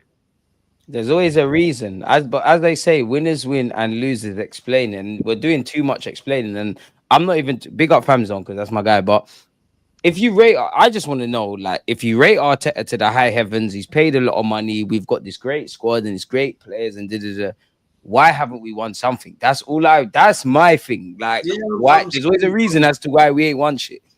Exactly. And when that don't happen, you have to question why. And then when you start questioning why, exactly, it then gets turned on. But it was this, but it was that, but it was this. Oh, you're negative. And every time you're going, but it was this and it was that, you're deflecting away from the real issue, which is the manager. He picks the team. He buys the players. He sets the tactics. He coaches them. He tries to improve them. His man management skills now are flawed. Look how many examples of his man management skills are now coming to a head. Wenger is his latest one. Come on, let's get off of this. I love Arteta because he looks good and he talks properly, and he's in front of the cameras, and he's got the Emirates going, and we're all going there, and we're all a happy it's just about family. getting over the line. We're not getting over the line. I understand why people fall for this Arteta shit. Get rid of this nonsense. Get rid of this nonsense and look at the facts. And I'll leave some of you with this. Man United and Spurs are in a final. And if Tottenham win that cup, come and speak to us about Mikel Arteta. They will. They're shameless. They will. There's red cards, there's injuries, there's moments. It was thin margins. There's always a reason. Margins. There's always a reason as to why we haven't done it. The last reason is Donnarumma. There's always a reason, and I hear it. I'm not even saying that they haven't got claims with these reasons, but I want to move it on. But beyond that, there's always a reason, like as to why Arsenal are never the ones doing this. Which cool, and for me, and this is someone I'm speaking for myself. I rate Arteta, but the difference with me and these Arteta sexuals, bro, hold him to them standards. If you rate him, why are we not winning shit? We all rate Saka here, right? If Saka goes 10 games without scoring, we're all asking questions. So why is the manager that? The manager is exactly like Phil Foden. Because when we don't win stuff, there's excuses, man. DJ, let's ask him another question. Would you have Gareth Southgate as the Arsenal manager? No. Why not? Why? I don't believe in him. Why? Because I don't believe he could get over the line. Right, there you go. I'll ask that to Enzo. Exactly. Why? And I'll ask it to all the other people. Would you have Gareth Southgate as the manager? And I know what people are going to say. Yeah, but he did get England to a final, but he didn't win anything with one of the best teams to pick from. And he's done better than the golden generation, but he didn't get over the line. That's the point. If your answer is, I won't have Gareth Southgate because he hasn't won anything, why then are you protecting the same man at your club that's won nothing? Also, it's not about what he looks like. It's not about how he comes across on the media. It's not whether he's a yes man, no man, 3 bags full man. Yeah. Listen. Exactly. Would you have Gareth Southgate? I say on my chat every week. The same thing DJB just said. Yes, sir. No, but sir. 3 bags full, sir. But go on, D. Yeah. Would you have Gareth Southgate? No, I wouldn't. Why is that then? Because he doesn't win anything. Oh, okay. So what has Arteta won then? Yeah, but he won an FA Cup. Ignore that. What has he won major? Nothing. This is what I'm trying to say. He's had his chance. He finished won second the twice, FA just like Southgate. He won the That's FA DJ Cup, point. and I'm going to be honest with you. When he won that FA Cup, I thought to myself, "Do you know what? I think we might be the one, innit? here. We might have something here." And I was We all behind. did. I was behind him. I'm going to be honest with you. I'm thinking, okay, give him a go. Young manager, learning the ropes. We've all got to start from somewhere. Any job, you have to start from somewhere. No, but we're negative. I'm willing to give him a go, right? But then you start seeing the following season, the season after that, the bottle job at the White Hart Lane. I think it was last year, man. Tottenham, when we needed to get in the Champions League, the 8-point lead in the league. Yeah. Then the season after that, then the season, then the way he was treating the FA Cups since he won it. Then the Carabao Cups. Then going to games. Then I was seeing games, going to Brentford on the Friday night, opening game of the season. Oh my God. Yeah. I was the signs ruled out, and then I was thinking to myself, hang on a minute. I don't think this is going to be the man for the football club. And as it's gone on, he's proven every single season that he's not been able to do it. And we want to be proven wrong. Like with everyone on this chat, when we beat Real Madrid, you lot all came for us and said, oh my God, Exactly. the negative, give him his praise. We did. If you look in the mirror and ask yourself, would I have Gareth Southgate as my football manager? And if the answer's no, then why are you sticking with Arteta? Because where the difference is, Arteta's had £750 million. Gareth Southgate has had some of the best players at the time than any England manager to choose from, and he failed. That's the difference. One's had players and quality, one's had money. But see, I don't understand especially with the generation that are younger than us. You know, yes, you didn't see success at this club, but you've seen other teams. You've seen how City are winning. They don't know any better. Liverpool win. Yeah, but you've seen other teams, right? You're not wrong, but they don't know any better, bro. They don't know any better, bro. They don't know. I actually think it's a that thing. They don't know any better. If you don't know any better, what can you do? This is the closest they've probably got to Wenger in terms of longevity. I am definitely not comparing Arteta to Wenger, but I can't blame them because that's how our club move. They twang them mentally. Well, you know what? They're going to see something similar to Arsenal and Wenger, where Arsenal 100%. 9 years without silverware. Well, Arsenal, Mikel Arteta's in 6 years without silverware. Exactly. If you look at it. Unfortunately, all he's going to be known for is he pushed Man City twice for a title. He's won one FA Cup, which is his achievement. It was not his players, but it's his achievement. Yeah, big him up. That's his history. But that's all he's got to show for it. He's been given a lot of support. Let's not forget, he's had a majority of fans who are behind him. He's had loads of money. Edu went before him, rightly or wrongly. Yeah, and so's Vinay gone before him. Vinay's now going to rightly or wrongly, exactly. Yeah, but the fact is, Arteta's had complete control of the footballing matters at the football club. So it's not as if he's never not had, like I said, had a lack of support. He's had loads of support. Not only that, he's had a lot of support from people in the media, and the people in the media, what they've done. And I'm not slagging anyone off. I'm just saying it's facts because it's a game. I know this game. I know that football clubs in general give journalists and selective fans access to the football club. But at the end of the day, you only give people access to what you want them to see. I am telling you what Kenny's saying is facts, but go on, Kenny. And the fact is that when you give them access to what you want them to see, what they're going to tell you what they want to hear. What they're not telling you, but they're actually demanding you do, but you have to read beyond the lines, is make sure you tell all the fans and all your friends how well Mikel Arteta is doing. Make sure you tell all the fans and all the dissenters that we are working really hard to get players in and that we're trying to get this striker you want. And make sure you tell them that. And make sure you tell them that, in training, Saka's looking great. Arteta's got the players all behind him. Make sure you display that message. That's why you get access. But the access, the access comes with a price. And don't get me wrong, a lot of people do that because the other day, because Mick Arteta says, "Oh, hi, Harry, hi, Tom, you here again?" Big up Tom, man. That's my guy. Mate, I'm not mentioning I'm not. I'm just using an example. So let's say it happened, but this is how journalism works. I've got mates who journos. I've got mates who tell me stuff about. And you know what, Kelly? I can see why they get because Arteta does speak with conviction. He does talk with aura, but sometimes I'm in the press box and I'm like, bro, you're chatting shit, and everyone's agreeing with it. He's got a great agent. That's all I'm saying. Exactly. Yeah, but you're in this press box with Martin Keown sometimes. You're in a press box with I've never seen Keown. Ali Adier, who's at the game. I've seen him. You're there with Perry Groves. No, you've got. I want to meet Perry. I've never seen Perry though. Yeah, but remember, and they do give you decent lunch and that when you're there. I'll give them that or dinner. The other day, their message. It's a message from the club. Quite decent. Everything's all right in the hood, and that's what you're paid to do.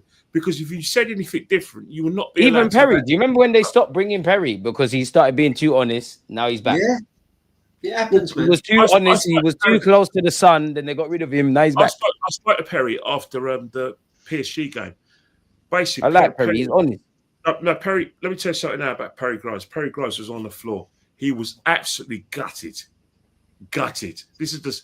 I've known Perry for 13 years. When you fly too close to the sun, it gets mad. No, but Perry was devastated afterwards because he really saw us as a chance and he was really desperate, like all of us, for that trophy.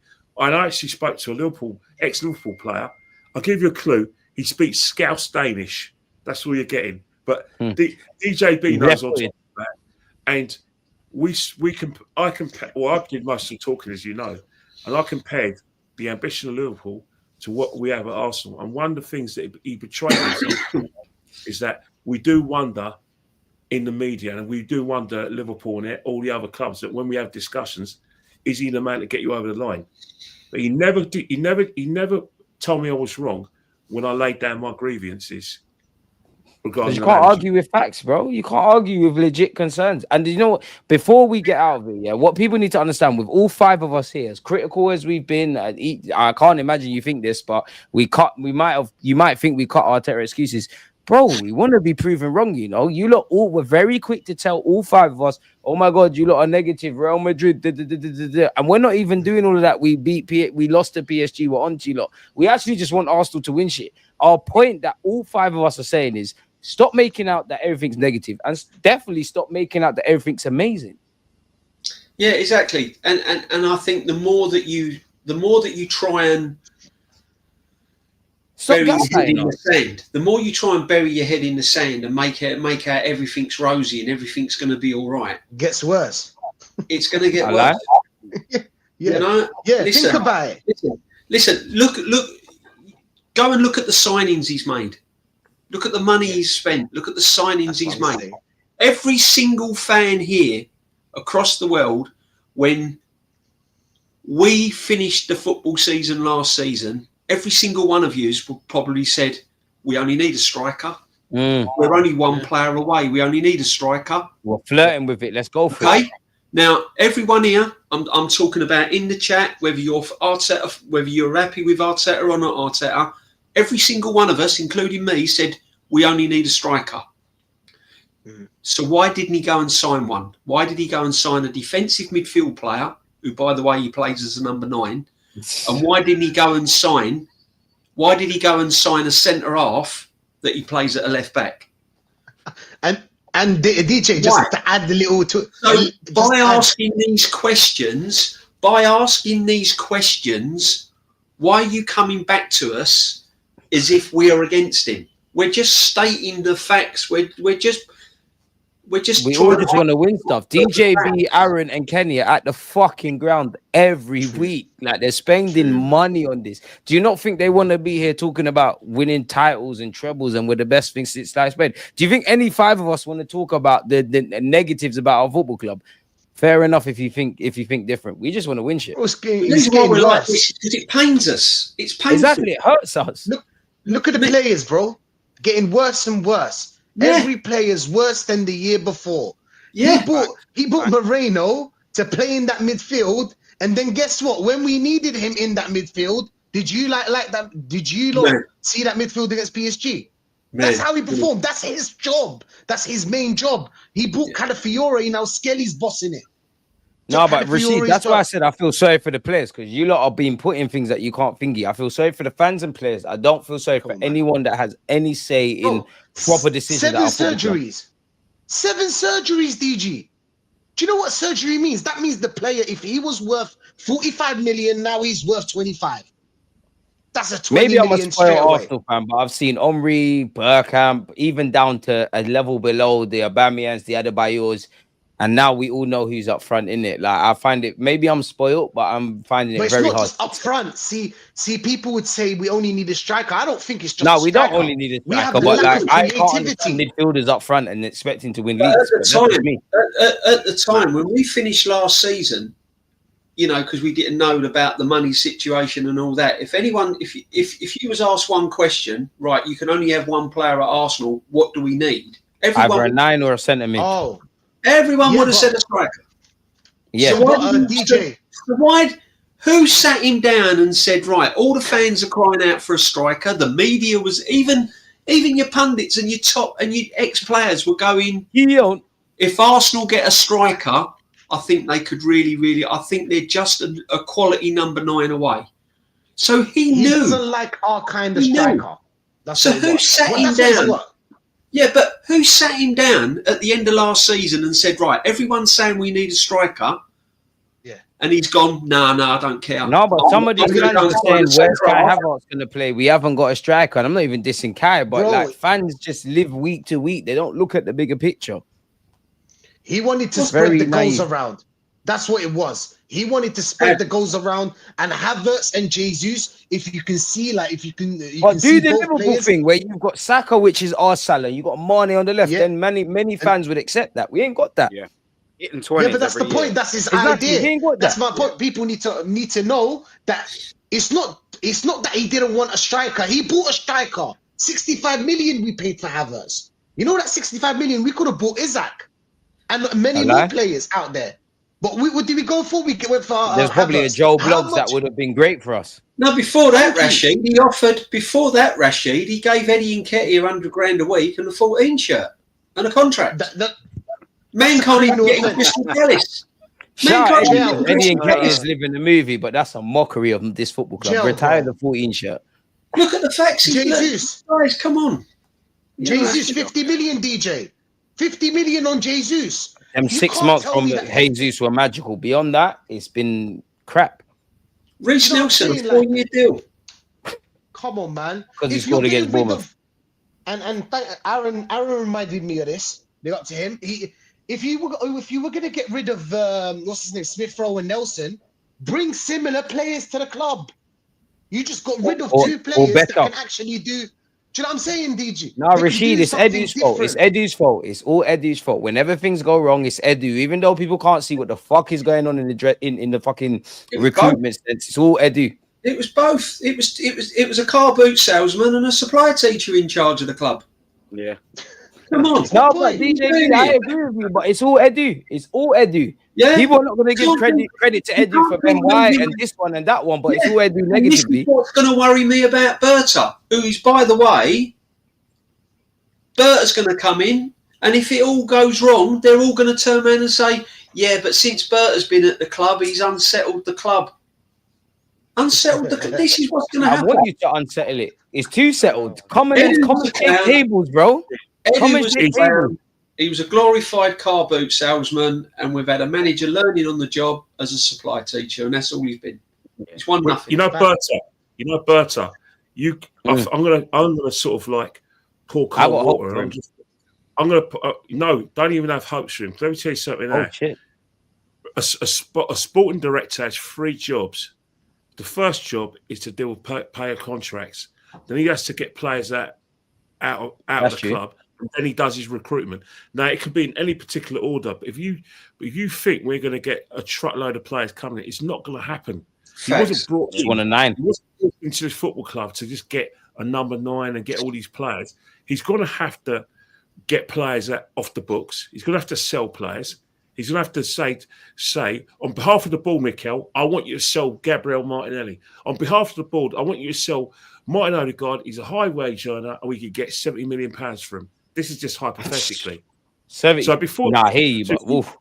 If you or Real Madrid have offered £150 million for the Liga, and we're setting the club. I'm going to accept the find the your money. Heinsohn or whatever the Bournemouth lad's name is. That's his job. So what's going to happen is that to do his job properly, he has to make sure he covers every facet. So if you think we're going to have a truckload of spend, it's not going to happen. Let's not forget, Klopp got money because he sold Coutinho. We're still being briefed about PSR, Kenny. In 2017. Arsenal fans are going on like we don't have to make sacrifices, that we've got to keep all our squad. No.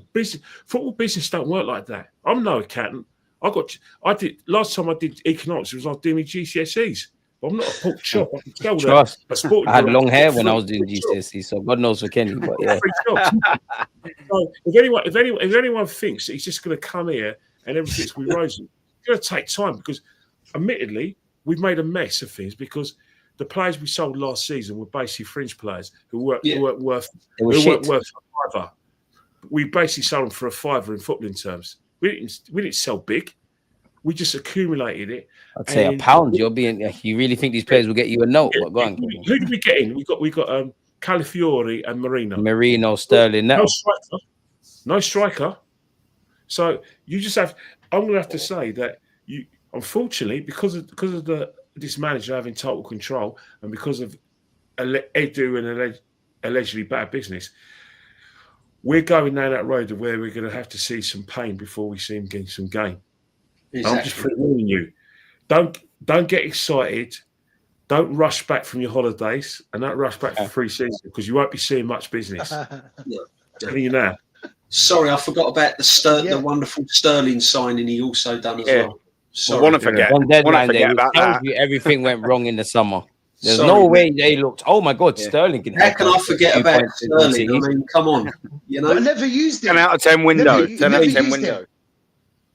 Because you don't rate Sterling. You're replacing Reece Nelson. We were in positions this season that if you had who's the shittest player that we have? If you had Sanogo, you would have to play him, because you're in a position you just throw the kitchen sink at it. Exactly. You're losing. You're out of the Champions League. It's done.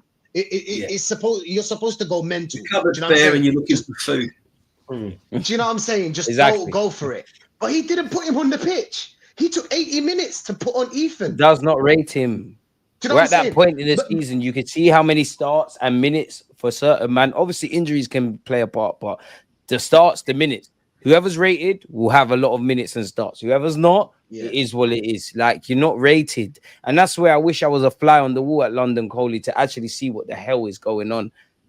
We're a mess, man. Bro, we're a mess. I hope we get it right. It wasn't like we were creating. He's got his favourites as well. Look at Havertz. Exactly. Havertz will be coming back into this team. He's got to be his favourite. 65 million on him. You have to play. He will break anything. He will do anything. He'll get that man in the team. If Berta goes and signs a top striker, he will still find a way to play Havertz in this football team. And that's going to be the biggest downfall. Yeah. And he's done it before. That's the mad thing. And he'll do it again because he doesn't learn from his mistakes. He'll do it again. There you go. Remember when we lost Saliba with him, man? Does everyone remember when we lost Saliba and then we lost the league? That was the moment 2022, where you looked like, okay. And the problem is, just in case this happens again. So it happened again, and you don't have a squad. So you're not learning. Do you know what I'm saying? It's like you're not learning. And the problem is, the reason why he gets away with it, Rashid, is because we go and bang a team on the occasion, like the 5-1 against Man City, and everyone forgets about all the other problems that's been going on before that game. After that game. Real Madrid. Everyone was gassing up about Real Madrid. Brilliant. I was. Everyone. You were told to bring out apologies, man. All of us. I was. Everyone was. But now we've been knocked out against PSG. Who cares about Real Madrid? Exactly. What's my man with context? Context. This is context. That's the point. We're telling you right now. Why why this manager has failed, because he doesn't learn. This is what we're talking about. We give you examples. We give you examples right now. Rashid's a better man than me, because me, I've given up. If you lot feel that way with context and it's everyone's fault but Arteta's in the club, you don't know more than me. Fair enough. I hope you're right. We just give them facts. We just give them facts and all the information as to why, and they still doesn't listen. He's entrenched in his position, and the fact is once you're entrenched in a position, there's no going back. The fact is that Joseph Alcindor believes that one man and one man only can get us to that position of success, which is moist. So he's just using context. He's accusing us of all sorts of things. It doesn't make sense. You don't want to see it, and what you want to do is that you like a lot of the people in the media will like to put the mute button on all of us. Unfortunately, you can mute. You can't. You can't. Your Twitter. You can mute your Instagram, mute your Facebook, but we're not going to stop talking because you want us muted. You can lie to some people some of the time. You can't lie to them all the time. You know. This is why I don't lie to my fans. That I don't lie. Like, there's always context, and do you know what? Unpopular opinion. I actually think there's context, but then there's context, and there's also 5 years. We're never the ones over the line. So what's going on there? There's got to be something in it. We've seen 5 years, different contexts, bare different trophies we've been fighting with, different squads. Why are we not doing this? Like, why? There's got to be something in it. See, even if you think there's context, there's got to be something. There's something in that. I just want to. You just said that, okay? We've come a long way, right? I hear this word about progress, and we've made roads, and we're now finishing second. But at the end of progress, and at the end of what you're trying to achieve, there has to be an end goal. Facts. And that end goal is a trophy. And if the end goal is not there, finishing second and losing semi-finals counts for nothing, because you haven't won anything. You know, it's just simple as that. That's why 20 years from now, who's going to care about beating City and Madrid? I'm not saying I'm downplaying it, but who's going to care 20 years from now? We've done it before. It doesn't mean anything. We've done it before. Real Madrid did not win us a trophy, did it? Exactly. So we beat Real Madrid. No one's going to care, bro. Quarter-final cup, mate. Nobody remembers that. No one remembers that. We beat Real Madrid before. No one remembers that. We need to move on with this. You have to forget last game. That's what Pep used to do. Pep used to win a semi-final, a quarter-final. They'll hang on to it. And that's why this manager gets protected, because they'll have one moment in the sunshine, We're fighting a losing battle, man. Get gassed up, get off on it, and it lasts them for the rest of the season. Yeah, that's the problem. Yeah, exactly. Like, for example, you just touched on something interesting. Exactly. Yeah. They're gonna. Do you see this semi-final? Yeah, I guarantee this gives him another 2 years. Over my dead body. Let's say exactly over my dead body. Is overly decomposing, let alone cold.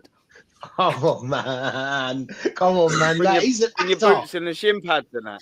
I've got the shin pads. But it sounds good. I'm not against it. Like, what the fuck, man? Mate, I bumped into Aaron at the PSG semi-final first leg. He had his shirt on, he had his shin pads, he had his boots, he had his bag. Mate. Yeah, I'll tell you. Lot, mate.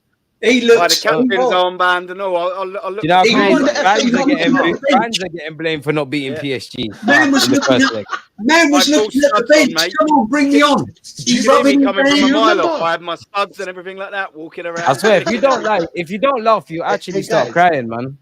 Mate, you have to laugh. Do you remember when he blamed us?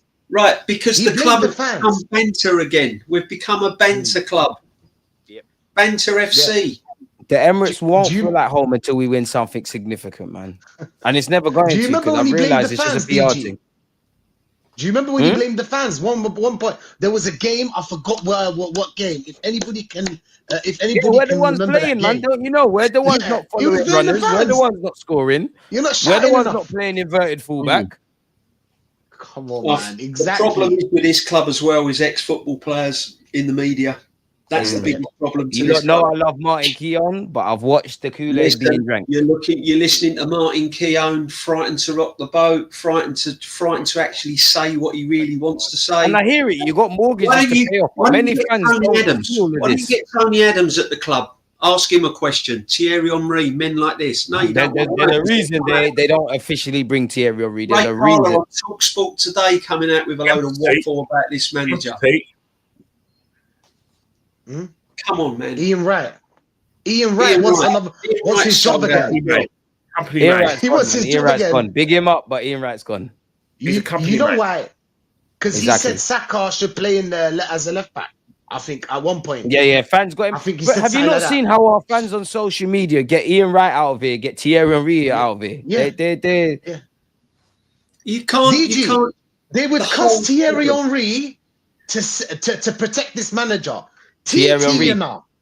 TT. That's why I've given up. But you're forgetting they haven't seen Thierry Henry. Fans are younger than us, bro. They have not seen. They don't. As much as they only know Thierry Henry is the guy sitting down as a pundit. They don't know what he was about. The problem is there's no excuses now with all YouTube and that. You can go and watch great teams of Arsenal in the past. Go and watch them. But they weren't there, man. I don't think they understand it. They weren't there, a living, breathing. Whether you see the Invincibles or people before, they don't get it. They haven't seen us rock up with several injuries, go to Old Trafford and make it happen. So they don't understand why you need a squad. So I've given up. When we're going to be great one week, shit the other, great one week, shit the other. These not win. They win. DG, they win. When we get cornered, yeah, what do we say? Oh, is yours gold? Right? Everybody says that. Every Arsenal fan says is yours gold. Why are you saying it? Happened in the past. So what? That's the point. History matters. And now, Rashid, what is that? You can go back and watch everything. Won. Yeah, exactly. That's the point. Won. It's what the foundations were built on. But the producers of half these shows are kids as well, so they want other dickheads. They're gonna bring on dickheads. Are gonna bring on dickheads. So they're gonna talk about dickhead shit. The sad thing is, DG, and Kenny will agree with me on this. The sad thing is, DG, and Kenny will agree on me this. There's fans that have been following Arsenal as long as me and Kenny that are still backing this manager. Yeah, they will. They will, because unfortunately, right? It's not just young fans. Yeah, young. The thing is, young fans will listen to them because young fans want to listen to a positive voice. But you've got a lot of fans, who are as old as myself and your age as well. You're only a few years older than me, DJ, just a few. But they're the ones who promote the Arsenal. We do things in the right way, the classy way. They're part of the problem. They're the ones who, when we were screaming for Wenger to be replaced and that we wanted trophies, you guys go and support Chelsea, go and support Tottenham, go and support Man City, because at Arsenal, this is oil money, this is financial doping. Like football's moral in itself. And they said at Arsenal, we do things the right way. And then what they did is they tried to insult an institution. Exactly. That we're spoiled and we're entitled, and that when they were in the 50s, we didn't win anything from 53 to 70, and we had the hard days under Terry Neal and everything. I said to them all, I was there during the Terry Neal days, and I still wanted success. Fucking hell. So just because we're the same age and you're a bit older than me, I'm not going to try and lessen the ambitions of younger fans by saying we're the Arsenal. I want Arsenal to win. You guys just want to live off memory lane. Oh, we want to win. We want to win. No, you don't. And we've been fucking close to it as well. That's the saddest thing. You don't really back Arteta if you're not asking why he hasn't got over the line.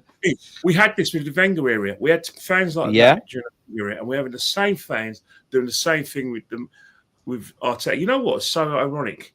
There's a lot of fans nowadays who are prominent Wenger outs and now staunch Arteta ins. And for the reasons they wanted Wenger to be replaced, they've now gone 360. They've now gone 180 to the other side, and they're using things like context. They even mentioned the latter Wenger years. They even mentioned the years in the 70s where we weren't very good, and the barren years in the 50s and 60s. Yet they're the same people that were throwing punches. Exactly. No, exactly. Throwing punches. When people were saying, people forget Emre as well. People only turned on Emre that last week where bums weren't on seats. Like, people weren't really saying Emre out, it was 50-50, really. We've never been that club that, we want to win, everybody out, let's move. We're never going to be that. So I accept it all. I can have my own thoughts, and you lot as well. They win. They win. It's a cult. They win. It's a cult. Forget it, they win. Exactly, Well, they win. Time will tell, because if he does sign if he does get his players and he gets his striker and he gets this and he gets that and he still wins. Can I ask a question? What then? What then? Can I ask a question for the panel? Yeah. Do you think it's really the players? Like, when you really think about it, do you think No. that if he had more players that he would no, No, it's not the players. But people above them, man. Right being off his line, and like getting chipped is because the manager wants him to play out of the back. Yeah, exactly. So Unpopular opinion: the players have made a bloody good goal of our season. For me personally, for instance, you look at like Miles Lewis Skelly. He got caught in possession in both games against PSG, but he was doing what the manager wanted. That's why he's selected for. He selected to invert. He selected to get in the midfield and try and make things happen from a creative point of view. So it's risk and reward. A lot of things we do is risk and reward. For instance, not crossing the ball from deep is because the manager wants us to not only keep possession, but make sure that if we do lose possession, we have bodies back in order to stop the overloads and stop the counter attacks. Which don't commit a lot of players forward, right? Don't commit a lot of players. It's the manager's tactics, and it's risk and reward. But unfortunately, when it goes wrong, the players will get the blame. But they do what the manager tells them to do. Mikel Arteta is the biggest micromanager I've ever seen. You have to see him at the touchline. He tells them where to run, when to pass, and what positions to be. They all look over, didn't they, Ken? Every time the ball stops. He wants them to. But he's a very much a micromanager, that man. And every time there's a trick play, he gets the players in a little huddle and he goes and coaches them. Put it this way, right? Do you honestly believe, with the talent that Partey's got, do you honestly believe that was his decision to pick up that ball and take long throw-ins? No, it's the managers. It's the managers. The manager's obviously done some analysis and told you throw it into the box. Does anyone honestly believe where you've had a goalkeeper passing it out from the back, playing to feet through the lines, midfield, getting Rice coming deep to get the ball off of Raya? Been doing it all season. Suddenly, against PSG, smashing it 40, 50 yards. Do you think that's the player? If you don't listen, you're going to get dropped. But this is what I'm trying to say. It's the manager. The manager sets the tactics. The manager sets the tone. The manager tells them how he wants them to play. And that's the problem. This is what you're missing. You think it's the players. You think the players go out there and go, bollocks to you, I'm going to play how I want to play. No. The manager tells them how to play. And when it goes wrong, the manager has to take accountability for that. Look at Enrique. When PSG was struggling for the first 15 to 20 minutes, in-game management was basically he said, right, these guys are trying to hit us with set pieces and long throws, and they're trying to press us to force us into mistakes. We've conceded the most from dead ball and set pieces in the Prem. I just want to throw that out there. What PSG were trying to do is because Arsenal reacted to what happened at the Emirates Stadium, where PSG were on the front foot and they were controlling the tempo of the game. So in order to disrupt that tempo, Arteta said, right, let's just play the Republic of Ireland. Let's press them and then force mistakes and then grab the little bits. And it could have worked because we had some good chances. But when PSG were in the game and in in-game management, they managed to get amongst us to stop us from getting into situations. And they upped the tempo. And then when they earned the right to play, they took control of the game. And that's in-game management, which we accuse Mikel Arteta of not having. Enrique's in-game management in that second leg was exemplary when PSG were on the back foot. The only thing I'll give Arteta with in-game management is you change the pressing style, but you don't make significant changes. You live by the sword. I don't know why my camera's acting, but you live by the sword, die by the sword. We all know it's predictable. 80th minute is where we're seeing changes, with the exception of PSG beyond the obvious. If nothing changes, nothing changes. Like what we saw in the semi-finals, what we've seen all season, like it's a joke. Exactly. See, the thing is, DG, his problem is not going. His problem is not defending. See, he can defend. That's the whole point. He can't. It's the hardest thing, which is scoring fucking goals. There you go. So now it's Saka and that's it. Saka and vibes. Bro, how many times did you see Saka get the ball, nobody next to him? And last time I checked, there's 5 or 6 players around Saka. 2, the man is put like, and to be honest, several other players. But we do this annoying thing, and we even did it against Real Madrid, which was a fantastic 2 legs. Yeah, put the ball in the box. Everyone's like, bro, where's the striker? Why is no one in the box? You know why? There you go. Do you know why? Because Moreno's playing number 10 or whatever that role is. Trying to play the diamond in the midfield. That's what he does. It's too much analytics and statistics. It's not football, bro. And Martinelli's a left wing back. Then all you got is Saka up there crossing the ball to nobody. Sometimes he gets the ball. Too many of our players are committed to defending. Do you guys know why? And as much as I criticize the players, as Kenny, Aaron, and DJB have said, they're only doing to a degree what the manager's telling them to do. Like, the manager's telling you to do this. You're working on this all week. Like, man, I can't be surprised. Yeah, you're doing what you're told to do. You are doing exactly what the manager does. Like Kenny said, whatever the goalkeeper, left back, any player on that pitch is doing exactly what Arteta says. Nobody, even Odegaard, for example, yeah. Have you ever seen a number 10 that doesn't take risks? The whole point of a number 10 to be creative and take risks. Do you know what I'm saying? But what does he do? He's behaving like a pussycat. But he's pressing well, though, Rashid, man. Oh, work hard. He's pressing very well. He's pressing. He's got a complicated role in this system. That's all pressing. Press. That's it. Depressing, yeah. And that's a jarring thing about it. But that's not good enough. I'm sorry. The modern day footballer, yeah, you have to know how to press, go forward. It's not like you can't just know one thing.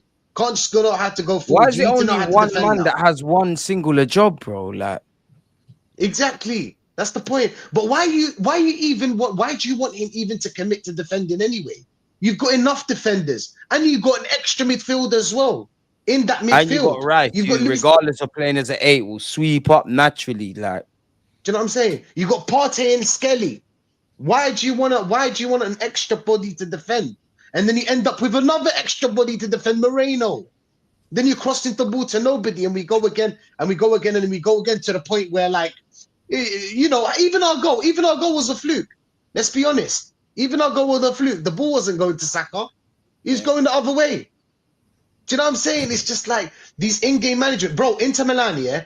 Who has the better team? Inter Milan or Barcelona? Who has the better team? Barca, right? Could you go face Barca and beat him the way Inzaghi beat him? No. Because why is his manager? Shook. Yeah. Would you beat him with that midfield? Brother, he's got Mkhitaryan playing in midfield against Pedri and De Jong. Older than Kenny and DJB, man. Let's give something for everyone. Let's give something to everyone to think about, right? Days since Arsenal last won each trophy. Champions League, 25,065 days. FA Cup, 1,000. We're going to end this on DJB's comments. I'm getting depressed now. Yeah. FA Cup, 1,631 days. Oh, man. Yeah. Carabao Cup, 7,574 days. Premiership, that was 7,574 days. Fucking hell. Carabao Cup, 11,589 days. FA Cup, I'll repeat, the one that we win, 1,631 days. That's our best one. And you men telling me, why are we questioning this manager that hasn't won nothing in the last 5 or so years? Negative, man. There you go. Come on. Make sense. It's a Friday night, bro. Listen, DG, if you're depressed, you know what I'm saying, go out, man. You know what I'm saying? Yeah, I'm definitely going out, man. I'm not even going to watch Liverpool in real time. I'll be honest with you. Where's my top? I've got a top. I've got my cricket top out. It's the cricket season. I'm going to watch Essex soon on a Friday night. Big up DJB. You're better off doing that, man. Nah. I'm forgetting. Look at Penny Perkup. Look at Penny Perkup as soon as cricket was mentioned. Look, cricket fans out there. Tickets. There's spare tickets for the World Test Championship final between Australia and South Africa. And lovely. I know. I thought he was going to say England. I was about to say I support it, but if you need any tickets, Lords have released more tickets for fans, starting at 50 quid. So there you go. Get your tickets, guys. Listen. I'm done now. That done me. The other night was the last time I felt pain like that was when we lost the Champions League final. Listen, go touch grass, bro. Listen to Elon Musk. Go touch grass. Trust me. Go touch grass. We need it. Your mental health is worth way more. Trust me, it's worth way more. But yeah, man, it was elite. As much as I love Arsenal, it's a myth, man. This guy in charge of this team, mate, he's not doing my mental health good at all. I'm telling you that now.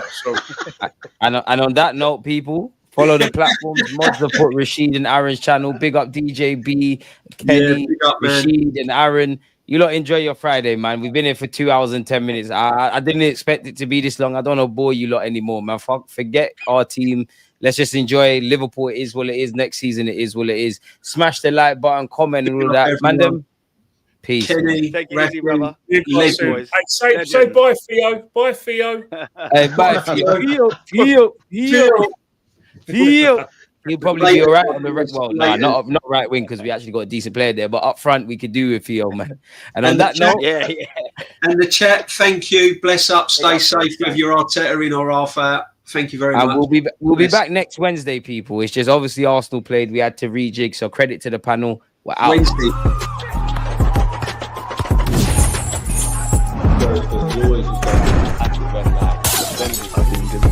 Like